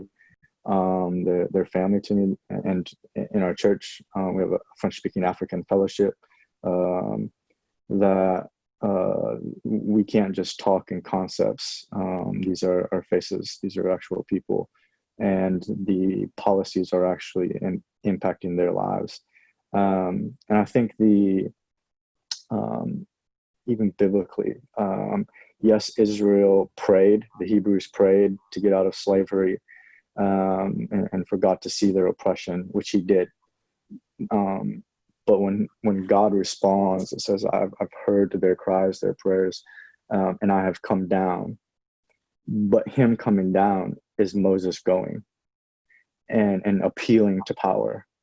And so to me, God coming, heaven coming to earth, God intervening, God answering prayers, is actually those with a measure of power and privilege appealing to power for liberation from oppressive regimes, systems, etc. And the people were not let go until Pharaoh authorized it. Esther needed to appeal to the king. Nehemiah had favor as a cupbearer. He couldn't go back and see the broken walls until the favor of the king authorized it. And so Paul used his Roman citizenship, for his favor.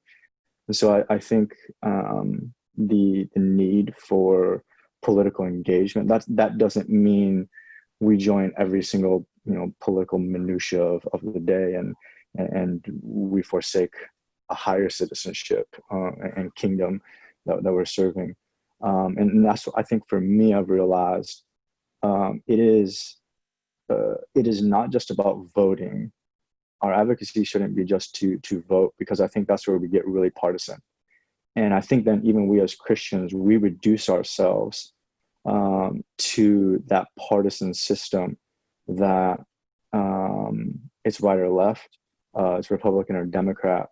And so that plays into the hands and the game of our very narcissistic politicians, who they're appealing then to us in the evangelical church or the black community, just to get our votes, to get into office, to advance their careers, when the reality is, regardless of political affiliation, because we know our source for anything is not solely the government, it's more of an emphasis on advocacy. Regardless of who's in office, you need to be advocating to your local and regional, state, national authorities, representatives, for the various systemic changes and reforms, because this isn't about conservatives trying to evangelize America to where they want to convert America to republicanism. Republicanism is not righteousness, and nor is Democrat liberalism righteousness. And we have both sides trying to dualistically think binary and polarizing us, when each side needs to talk to their representatives, their power people and systems, to say, here are the issues, here are the things that are impacting us, and we're going to hold you accountable, or you will be removed. And that removes the partisan banter, and keeps us from just playing the game.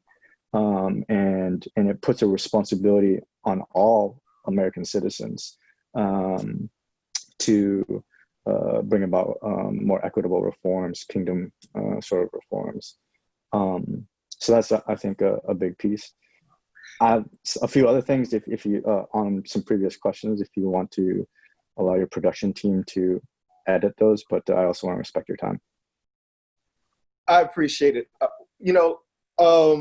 This conversation is so prolific and so profound that certainly time does not give us the opportunity to be able to discuss all of the issues, but to touch on them. One of the things that I wanted all of you, as you've been watching and listening to the thoughts and the ideas and even the concerns of this generation, I want you to understand that they're not monolithic. I want you to understand that their thoughts and their views are broad, specific, pointed, and thought out. Change can only happen when we become the change agents to be able to create the change that we would like to see. It does not happen in a vacuum. It does not happen just by praying and holding hands and singing Kumbaya. It is a part of it, may get our hearts right, certainly may get God's attention. But somewhere along the way, God always requires deliverers, people who will, as Adam said, be the voice of God, be the hands and the feet of God, to try to walk out the kind of change that we would all like to see. Now, everybody that's on this platform, everybody that's on this panel are doing what they can in the world that they are serving, in the service field that they're serving. But I want you to do something too. I want you to be knowledgeable about what's happening around you. We talked about cultural awareness. That's very important, to be aware of what's happening with another culture, and not just African-American culture, because even though we've just talked about that level of slavery or that level of oppression, we didn't talk about the kind of oppression or the kind of racism that could be happening right now, even at the place of our borders, in which families are separated from themselves, or children and young people are held because of policy, because we have highlighted policy above humanity. All of this is an issue of the heart. Hopefully you heard many of them talk about it, that it is the issue of the heart, that we won't be able to stamp out racism no more than Jesus was able to stamp out sin at the place of Calvary. But one of the things that we can do is to make sure that our Christianity and our hearts and our morality and our values, where our Christianity is concerned and our expression of faith is concerned, is lived out in such a way that we honor and embrace all humanity, because all humanity God loves. All right, that's all the time that I have for today. Thank you guys so much. Thank you to all of our panel. You guys were absolutely wonderful and fabulous. Thank you guys so much for being a part of this. I want to say a God bless you to all of you. And those of you who are listening to this, want to give, want to sow, you have an opportunity to do that. Information is going to be on the screen so you can do that. If you want to give, you can sow to 28950. And then in the space where you text PHF, space whatever dollar amount you're going to give, or you can go to our website at tphfw.org/donations. However you want to give, you can do that. I want you to be a blessing to the house of the Lord, because even though the church doors are closed, the work of the Lord is still going on. I love you guys. And if you need prayer, you can go into our Zoom room right now. There are elders and ministers right there waiting on you for prayer. If you need prayer about anything, maybe you need prayer concerning your own heart. Maybe you need prayer concerning your own heart and your own attitude, as we talked about previously, because maybe you cannot discern whether or not something is racist or not, because your heart or our hearts may be hurting as well. Maybe that is an opportunity for us to get our hearts right as we get our perspective and our vision right. If that's you, you can go into our Zoom room. Want to know about baptism, want to know about salvation, go into the Zoom room. Somebody is there to meet and greet with you. All right, I love you. And without further ado, I will let you go for the remainder of this evening. Hopefully this was a blessing to you. Until we meet again, this is Pastor Winfield. I love you guys. Peace.